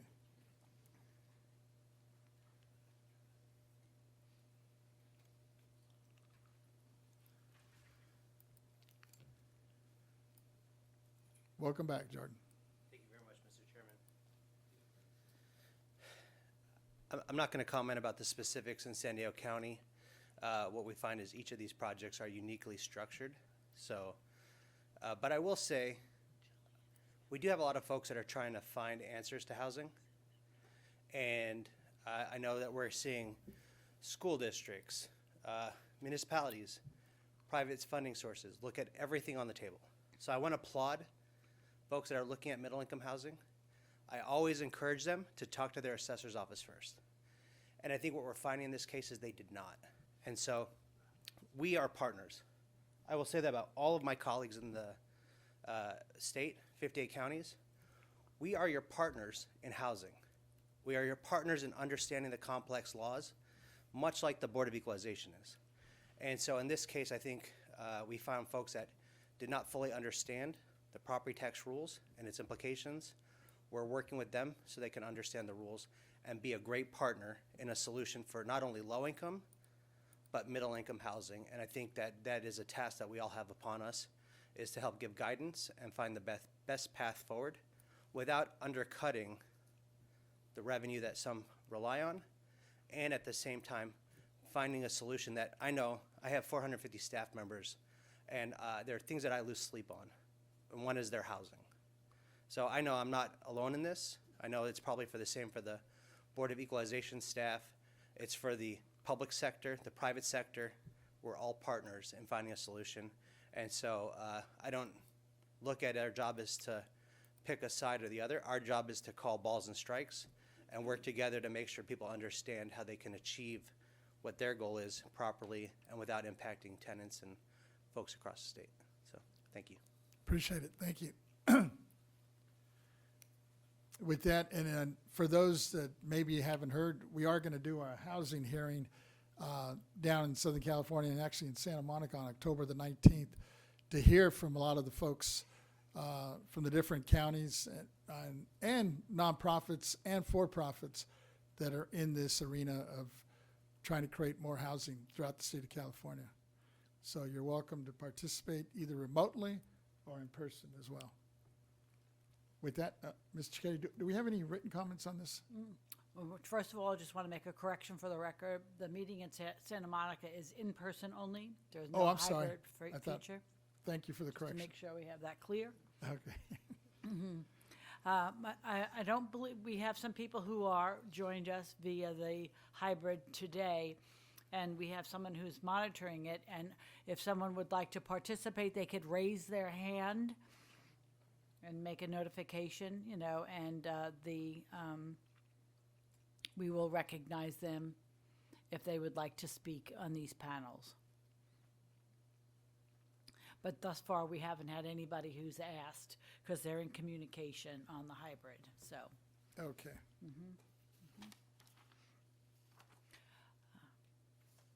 If there's no one else on possessory interest, if you wanted to move forward to the next item. I think we wanted can. I was we- just leaving it open, but I think we're good. And I know we have somebody that's going to do a PowerPoint, right? But on another topic. So why don't we go ahead and move on then? Okay, yes. The second roundtable issue is assessment appeals challenges. The assessment appeals training for county councils and for county boards. We have a speaker, Mr. Edward Yen. He's the Assistant Executive Officer at the Los Angeles County Executive Office of Board of Supervisors. Mr. Yen, are you available? There you are. I Thank see you. him on the screen. Thank you for coming back. Thank you. Thank you very much. Well, good afternoon. My name, again, is Edward Yen from the LA County Assessment Appeals Board. I'm very proud and honored to be in front of this group, and I know in front of us we also have the California Assessors Association, who I've worked closely with when I was at the assessor's office in LA County with Jeff Prang, working as their general counsel. So glad to be here in the same room with everyone. Just want to introduce again to say good afternoon, members of the Board of Equalization. I want to thank the Chair Vasquez for allowing LA County's Assessment Appeals Board the opportunity to showcase its Assessment Appeals Board training curriculum.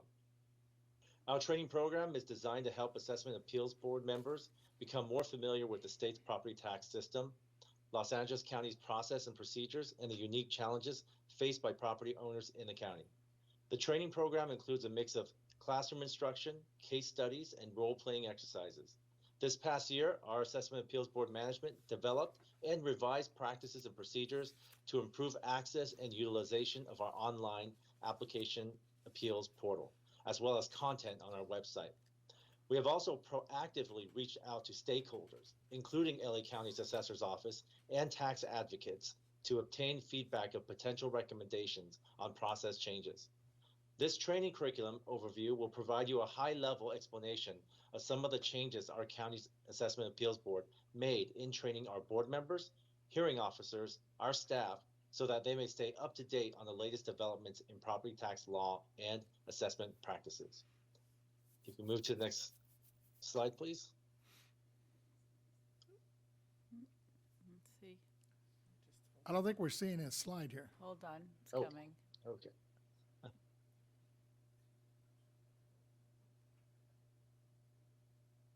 There we go. Okay, and if we could go to the second slide.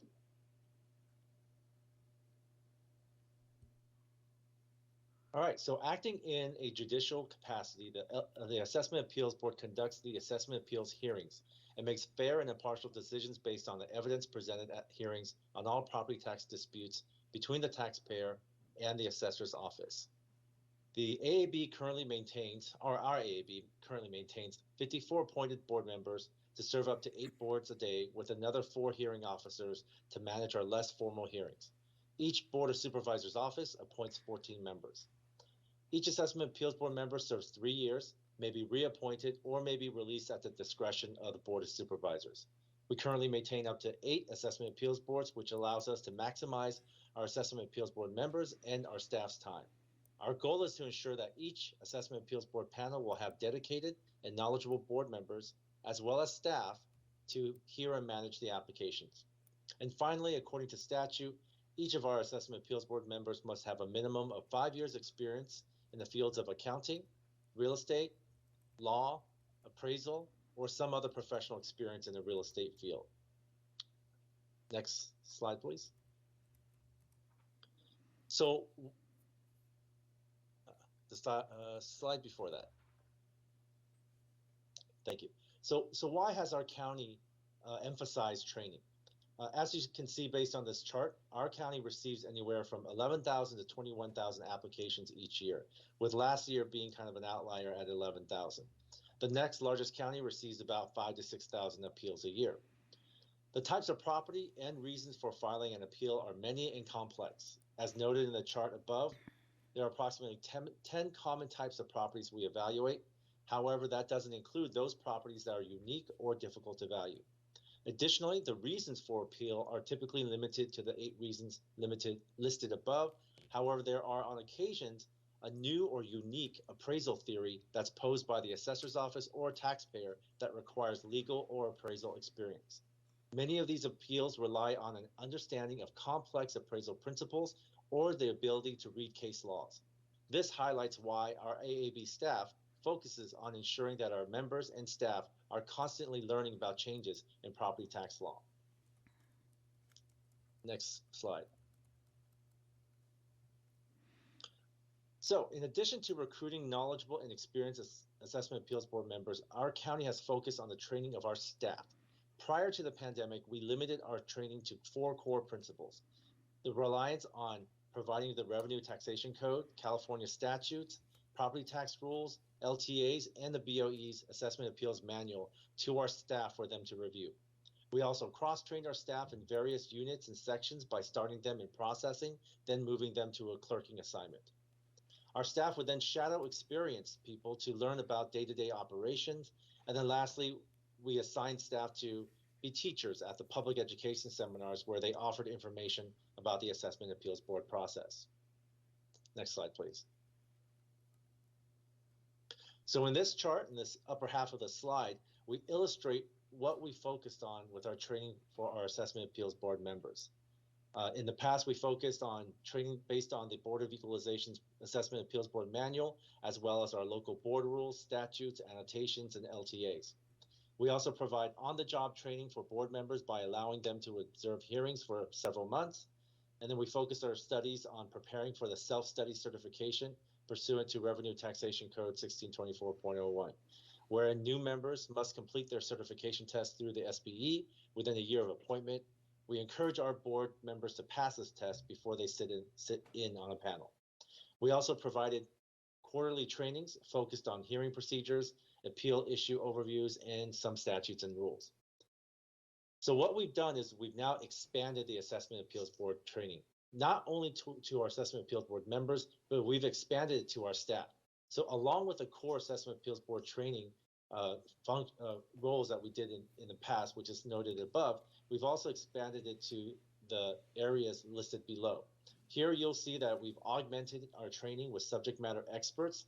This is where we encourage our very knowledgeable Assessment Appeals Board members to serve as our in-house trainers regarding the law, appraisal standards, or processes based on their professional background and expertise. We've also provided focused training on topics that arise consistently at the Assessment Appeals Board, so as to ensure our board members are trained to recognize the issues while also ensuring they understand the concepts to provide a fair and equitable decision. These topics may include new construction, possessory interest, change in ownership, or appraisals of commercial property. We have also provided tools and resources such as compiling property tax rules or indexing them for easier use, highlighting often used statutes as a reference and guide for AAB panels to refer to in the middle of a hearing. We have also included a findings of fact writing session to instruct more members to write thorough findings of fact that provide sufficient details in their decision. There's also been a focus on highlighting certain cases that have been remanded back to the Assessment Appeals Board as a case study to improve our hearing experience for the parties and to ensure findings of facts are well written. And finally, we have enhanced our on-the-job training by not only continuing the observation of hearings in person or virtually, but we now have breakout groups or deliberations to talk with them about their experience. Next slide, please. So what does the future hold for LA County's Assessment Appeals Board when it comes to training? This is where we look to continue to engage our stakeholders, such as the Assessor's Office, as well as tax advocates.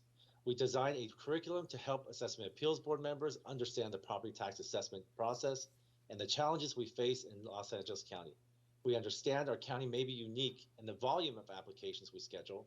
We are also focused on developing the skills and knowledge necessary to conduct fair and impartial assessment appeals hearings and make informed decisions about property valuations. So this may include updating our local AAB rules to acknowledge the new hybrid hearings that have worked so well to reduce our backlogs, while also including up-to-date information related to statutes, property tax laws, LTAs, and other materials on our website for the public. To continue to make it easier on our board members and hearing officers, we plan to develop digital electronic cheat sheets that allow for easy referencing of revenue taxation codes by topic, section, or words, so we can minimize the back and forth between board members and county council when they are just searching for language in a statute or rule book. We also will improve on our onboarding training curriculum by incorporating training programs focused on appraisal methods or complex hearing matters, such as change in ownership, possessory interest, or other complex commercial and business personal property. And lastly, in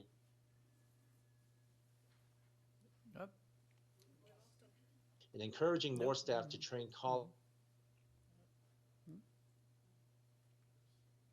of property tax laws and rules and confirming their legal knowledge and understanding of appraisal principles. Thank you again for this opportunity to speak. We want to continue to encourage training excuse me, of AAB members, which also helps to build confidence in their decisions, which can lead to a more satisfying and rewarding experience by advocates and taxpayers. And I could take any questions if people have any. Thank you. I think we have a couple of questions for you. Let me start with, is it Member Gaines that you have? Yeah, Member thank you. Gaines, go ahead. Yeah, thank you very much for your presentation. Really well done and really clear and concise. And it looks like your requirements, you're looking for 5 years of experience in order to serve. And you mentioned accounting. Did you say appraisal and real estate? I'm trying to remember what you rattled off. Correct. Okay. Essentially, someone could be an attorney. You could have real estate experience, and if you have certain levels of experience, let's say a real estate agent, you have to have a minimum amount of time. Yeah. As well as other experiences that would help in serving as a board member. Okay. All right. Good. And you've got your training program, but is that required or advised? So each county has their own training program, and what we wanted to do is to highlight what LA does and to showcase why we are focused on training. And we want to highlight, and this also allows an opportunity to showcase to other counties that if they want to have something similar, we'd be happy to speak with people about what we're doing in LA County to train our assessment appeals board and share any information that we have. Okay. So each county could set it up as they wished? Correct. Okay, that's great. Thank you. And I'm just trying to, okay, so for the curriculum that you've developed, and we'll have to see what happens with the BoE in terms of whether we incorporate it as one of our classes too. I mean, we've got a lot to deal with here. But I just want to make sure, since I represent so many small counties, I want to make sure that what you're proposing can be put into place and used by even small counties. Yeah, so just to let you know, in California, we have two associations that serve the clerk of the boards who oversee the Assessment Appeals Board. That's the CCBSA as well as Casio COB.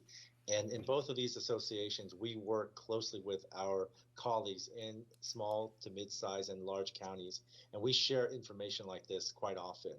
And we actually have a conference this year, two of them, in both in Northern California, that we will be sharing this type of information to our colleagues. Obviously, depending on the size of the county and the resources that they have, sometimes they may not be able to incorporate all of it, but we are here to help and provide any assistance we can that would help them in minimizing the amount of staff resources they have to build their curriculums. And that's kind of why we're here today.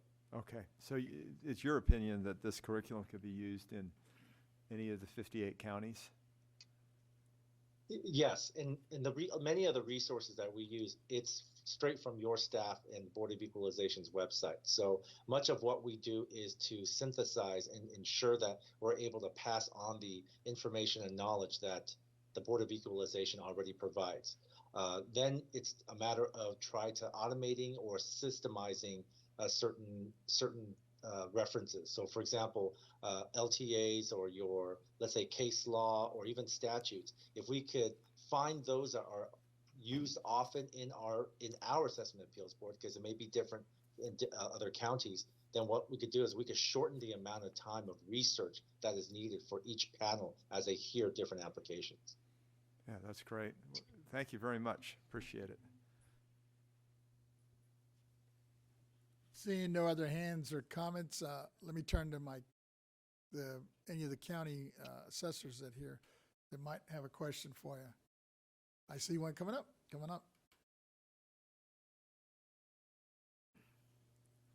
Welcome back. Hello again, Christine Lee, Kings County Assessor. So in my county, the Board of Supervisors sits as the Board of Equalization, and unfortunately, there's no requirements for training, and it's very apparent in our appeals hearings because there's no laws or rules saying that the Board of Supervisors have to be trained. So as much as I think this is such a beneficial thing to have the the Assessment Appeals Board, AAB, trained and updated on laws and rules, there's an inequity amongst the counties that don't have assessment appeals boards that are appointed by their Board of Supervisors when the Board of Supervisors are actually acting in that capacity because, for example, in my county, when we're doing a presentation, we have to start from scratch because the Board of Supervisors are unfortunately not very knowledgeable in assessment appeals or even the basic rules, things such as Prop 13 and just our basic property tax system. They don't understand it very well. So it's very hard, I think, for them to make accurate opinions when they haven't been trained and are not even, they don't even have that requirement. So I think it would be very beneficial to have something, and I know this isn't the exact forum for that probably, but to have something in the rules or laws that for County Board of Equalizations that are sitting in place of the AAB to have a requirement of training, just similar to how the assessors have to be certified to do their job and have to have ongoing training each year, I think that would be very important to create equity amongst the state. Thank you. I appreciate it.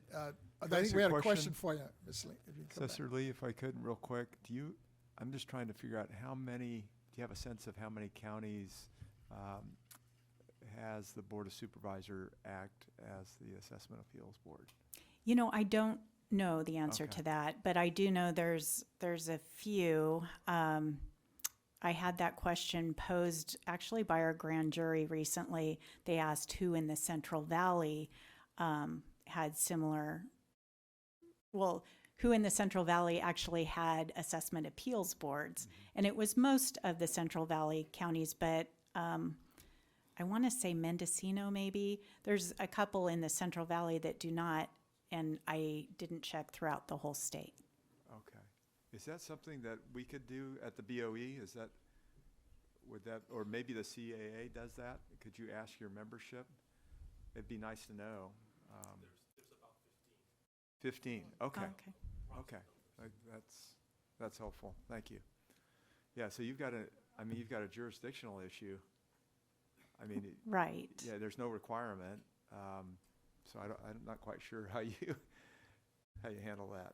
I've made a few efforts to send the appeals manual to the Board of Supervisors in a friendly email to try to encourage them. But, as you can imagine, they don't want to be directed by the assessor on what their duties are. So. Sure. All right. Thank you. Well, it's an interesting question. I wonder if that would just take some legislation or something. Because I think what she's raising is a good point. It should be uniform throughout the state, right? Because right now it's, especially in those counties where they're acting in the dual role, and in many cases don't have that expertise. But we have another. Go ahead. Thank you, Chairman Vasquez. John Tudor, Napa County Assessor. I'm probably the only person in the room who served on a local board of equalization when I was county assessor back before any of you were born in the 70s.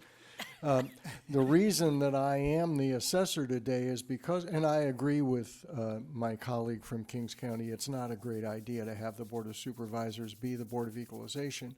But the reason I'm the assessor today is because I became fascinated by the hearings that I heard when I was a member of the local Board of Equalization. And that's why later when my prior assessor retired that I ran for the job. But I do want to say that Napa County we just switched from a Board of Equalization to an AAB. And I think if you talk to your legal team, there is this issue you raised, Chairman Vasquez, about can the legislature require boards of supervisors to take certain training? And that might be something that your board could direct your staff to investigate, maybe get back to Assessor Lee and see if there's something, because again, as a former Board of Supervisors, I'm very jealous of my priority and prerogative not to be told what to do by the legislature. But on the other hand, having heard Mr. Yen's presentation, clearly it would be better for boards of supervisors to appoint AABs, and whether because we constitutionally as supervisors, or I did constitutionally as a supervisor, have the right to hear those hearings, I'm not sure that could be taken away without some form of constitutional amendment put on the ballot. So I just wanted to say I empathize with Assessor Lee, having been a Board of Equalization member, and do let you know that Napa County recently dropped out of the 16 and became one of the remaining counties that now have assessment appeals boards. Yeah, appreciate your thoughts. Thank you. Oh, Mr. Jordan, come on, Jordan. Mr. Chairman, how are you doing? Good to see you again. I actually want to just applaud Mr. Yen for bringing this forward. As he's highlighted, this issue requires a partnership, not just with the assessors, the Board of Equalization, but also our clerk of the boards, that for the counties administer the appeals process for us. And I'm actually a former assessment appeals board member from the County of San Diego, and I could say the education issue is extremely important. We are undereducated with resources. We don't get the resources there. And the BoE actually has wonderful resources I found that the online appraisal certificate class, that the basic appraisal certificate that we do online, the community college course that the BoE offers, was very educational for me personally in my growth in the appraisal practice, that I think every AAB member would benefit from that. I think we also have to consider things such as budgeting at the county level. I think we should encourage our counties to invest in their assessment appeal board members getting hours for continuing education, and also some more standardized education opportunities.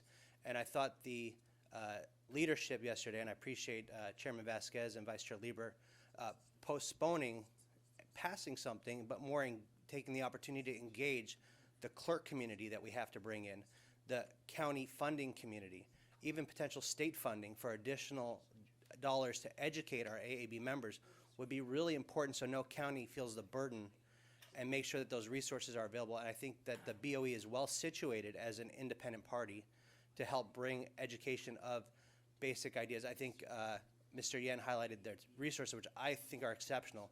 Delivering revenue and tax code at the fingertips of our AAB members should be something that we would want at every county across the state, and not necessarily put in jeopardy dollars that from uneducated decisions. In my county, our assessment appeals about 3,000 this year, and it totals about $46 billion of revenue that's in question. And so, again, my county is about getting to the right value, not a revenue, but part of that is having partners at the Assessment Appeals Board that understand the law and, again, are qualified to call those balls and strikes as well and make sure fairness is present. And so their education is extremely important, and I hope that we have more conversations on this, and I appreciate you taking the time necessary, but I really want to compliment LA County and Mr. Yen for the work that he's done here to really kickstart this topic and make sure we're going down the right path. So, thank you.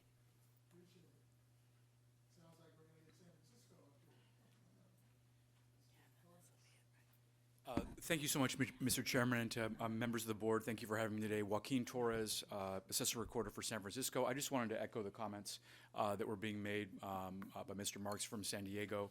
Even in a well-resourced county like San Francisco, the need for assessment appeals boards, independent bodies, again, funding decisions made in coordination with the President of the Board of Supervisors there, they still do need support.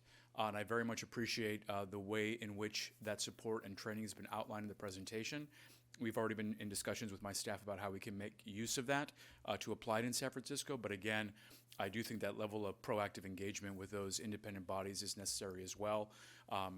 It's always a dance in terms of how do we balance out what their roles and functions are, what resources they have, and then also how we're advocating for directly for our offices as well. So just want to echo that sentiment. Thank you so much. Appreciate it. Looks like Imperial Valley wants to weigh in. I'll keep it short. Robert Menville, Imperial County. We are a county that has gone from an appointed assessment appeals board back to the Board of Supervisors as Imperial County Board of Equalization. We had an appointed assessment appeals board for 10 years, and it was a very efficient way for us to deal with a very large workload of assessment appeals caused by the financial crisis of 2008. Our assessment appeals board workload is very low now. Board of Supervisors decided that they were going to take over the duty, as they told me, of making adjustments to property tax assessments. They've had 3 hearings so far, and so far it's been smooth, but I encourage them to look at all the training material that's available through the Board of Equalization. The clerk of the board has made that available to them. I doubt with their schedules that they've had the time to look at that and seriously look at the material and what the responsibilities are. And I am concerned that there could be some rough waters up ahead for our Board of Supervisors when they run into some very challenging appeals. So I like what was presented today by Los Angeles County, and I really do think that we need to have some kind of equity in assessment appeals. Thank you. Thank you. I think there might be a question for you, though. Hang on a second. Member Gaines, or comment? I don't have a question or a comment, but I'm just wondering, and I'm putting him on the spot, but I would like to hear from another assessor in my district on Oh, this, sure. if you don't mind. And Assessor John DeVille, would you be willing to kind of give us an update in terms of what's happening in El Dorado County? I'm just trying to get a feel for what's going on What's going on, so, in my yeah. district. No, this is helpful. I didn't realize some of them had this independence. Welcome, come on up. Good afternoon, Chair and members of the board. John DeVille, El Dorado County Assessor. Yeah, we're struggling with this as well as a new assessor. I'm finishing up my 9th month. I've received a lot of questions from the representative from the clerk of the board about certain things, process, and it's made me uncomfortable at times because there needs to be that separation of duties. So I've been very careful with responding to different inquiries, and there's a need for increased, enhanced training. So I was very pleased to see this presentation, and I'm gonna be taking, hoping that I can get some of these resources that I can share with my board, my clerk, so we can kind of keep things separate. Yeah. So it's I the think Board that's of important for the Yeah. people that are coming in and appealing. So Is that the Board of Supervisors that acts as the Board That of is correct, Equalization yes. locally? Yeah, okay. yeah, we have our own AAB. Yeah. Okay. So it's a challenge that we have. The clerk of the board is not trained as well as and we've had a lot of turnover, so we need those resources. So hopefully we can borrow some resources from Sure. Assessor Prime. Yeah, wonderful. Great, thank you for the input. Yeah, thank you. Thank you for sharing. Any other counties here today? Well, I think this was helpful, because I wasn't aware that some of them actually did it on their own and were able to do it independently. And I think it was mentioned by, I think, one of the counties or a couple of them, that when they do that, they really don't, in many cases, don't really know what they're doing. They need to be educated along the way. So I guess as we're looking at this, I know we're going to be looking at it down the road. We should look into that, and maybe we need to possibly talk about working with one of our legislators, if it takes legislation to make it uniform throughout the state, to move in that direction. It might be, I think, a way to go. Vice Chair Lieber, go ahead. Thank you, Mr. Chair. Well, I want to thank Mr. Yen very much for coming and presenting on this, and also really working to make it transferable knowledge. I think there are a number of counties who are represented here today who would like to utilize that and avail themselves of the resources that LA County has been able to put together. So thank you very much. And as we grapple with this issue that obviously has so much impact on resources within the counties for schools, fire districts, et cetera, that are so vital to quality of life and survival within counties, I think that perhaps we can tap into CAA as a partner in developing some information about what the picture looks like in each of the 58 counties, and work to see where in the legislature there's been discussion of this, or the state auditor, et cetera, and start to develop some information like that. So maybe we could be working with CAA to put together a survey tool to reach out to the assessors and find out where the pressure points are. Thank you. Thank you. Seeing no other hands or, oh wait, looks like, oh wait, Claude's coming back up. Come on up.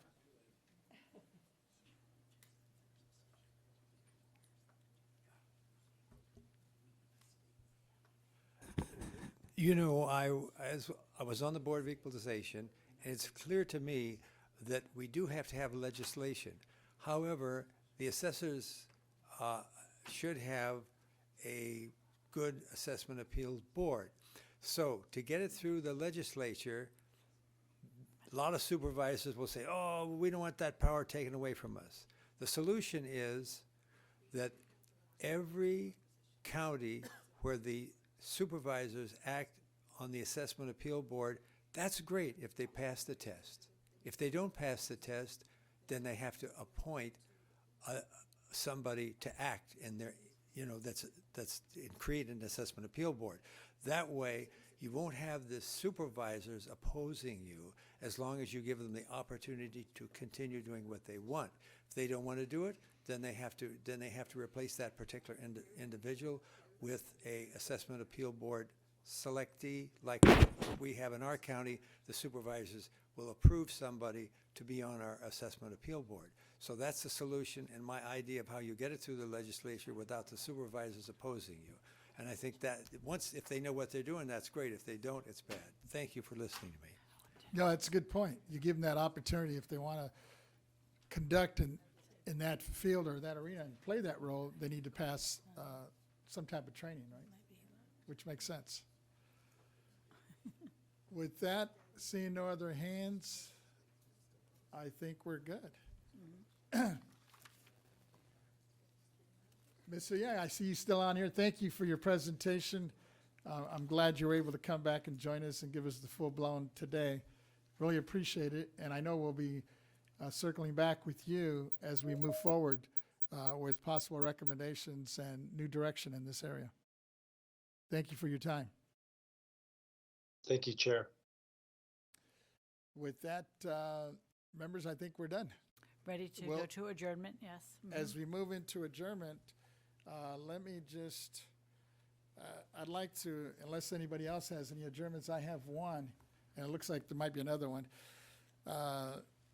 It's with a heavy heart that I announce the passing of Dr. Jacqueline Mora, who was our Assistant Superintendent of Educational Services in the Santa Monica Malibu Unified School District.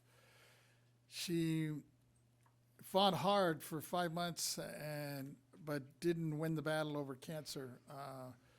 At a young age of 46, we lost her. But she'll be sorely missed, not only by the educational community, but the community as a whole in the Santa Monica Malibu community. She was a young lady that came to us from the Central Valley as an educator and went to school at UC Santa Barbara, UCLA, and USC, where she finished up her doctorate. But she had such an impact on many of our educational programs, especially for those that came to us with as English as their second language. As she came to California from Mexico at a young age, learning English herself. And if you would have met her, she was such a rising star, and I was looking forward to seeing her having more of an impact in our community. She was our assistant soup, and I think she was gearing up and would have probably been our next superintendent at the next opening. But due to this illness, that will not happen. So I just wanted to close and adjourn our meeting in her honor. And she is survived by her mother, Maria Mora, her brother, David Mora, and her sister, Vanessa Mora. And she had a fiance, Eduardo Magallanes, who had just proposed to her before she had this illness. So it's with a heavy heart that I'm adjourning our meeting today in her honor. And with that, I believe our deputy controller might have another one as well. Yes, thank you, Chairman. Thank you to all the assessors on this very, very great day. I did, on behalf of the controller, we mourn the horrific and shocking loss of Deputy Ryan Klinkenbroomer, age 30, of the Los Angeles County Sheriff's Department. Oh, He yeah. was fatally shot in an ambush while in his patrol cruiser outside of the Los Angeles County Sheriff's Palmdale Station on September 16th, 2023. An 8-year veteran of the department and a third-generation law enforcement officer, Deputy Ryan followed in the footsteps of his father and grandfather. His selfless commitment to service and justice for all represented the very best of the Golden State. So in this time of mourning, we honor his legacy, and the Controller sends her deepest sympathies to Deputy Ryan's fiance. I believe he actually just got engaged 4 days prior to this horrific tragedy. His family and the men and women of the Los Angeles County Sheriff's Department, Deputy Ryan's devotion to the community and the country will never be forgotten. May you rest in peace. Thank you. Thank you for bringing that up. And it's, I mean, it's kind of ironic. This month is I think it's also mental health, right? This national, and I understand that that was part of the issue with this young man that took this man's life. But with that, we will officially adjourn this meeting and reconvene our next meeting. We'll have a hearing actually prior to our next meeting, October the 19th in Santa Monica on the housing front. But then our next board meeting will be up here in Sacramento on October the 24th and 25th. That's correct. And with that, we'll officially adjourn this meeting and then invite you all to our cafeteria, which I believe is just as you come out here to the, I think you make a right and a left. Left. That's the elevator. And you'll run into where we have a spread there for your, for you to have some lunch with your assessors, assessors with our board members. And thank you for coming out and looking forward for the interaction that'll take place. But this will officially end this meeting, and we'll go ahead and allow us to interact without a violation because the meeting will be over. Yes, yes. Thank you. If I could just make one quick Oh, announcement. I'm sorry, go ahead. Just the assignment of the different rooms. Oh, that's for the right, for those breakout that want to session. meet out in breakout rooms. So this auditorium will be for District 1, Mr. Gaines's team. The Dronenberg room will be for Vice Chair Lieber's team. And then District 3 will be in Conference Room 107, which is right up by the lobby. All righty. And District 4 will be in room number 105, again by the lobby. Thank you. Okay, thank you.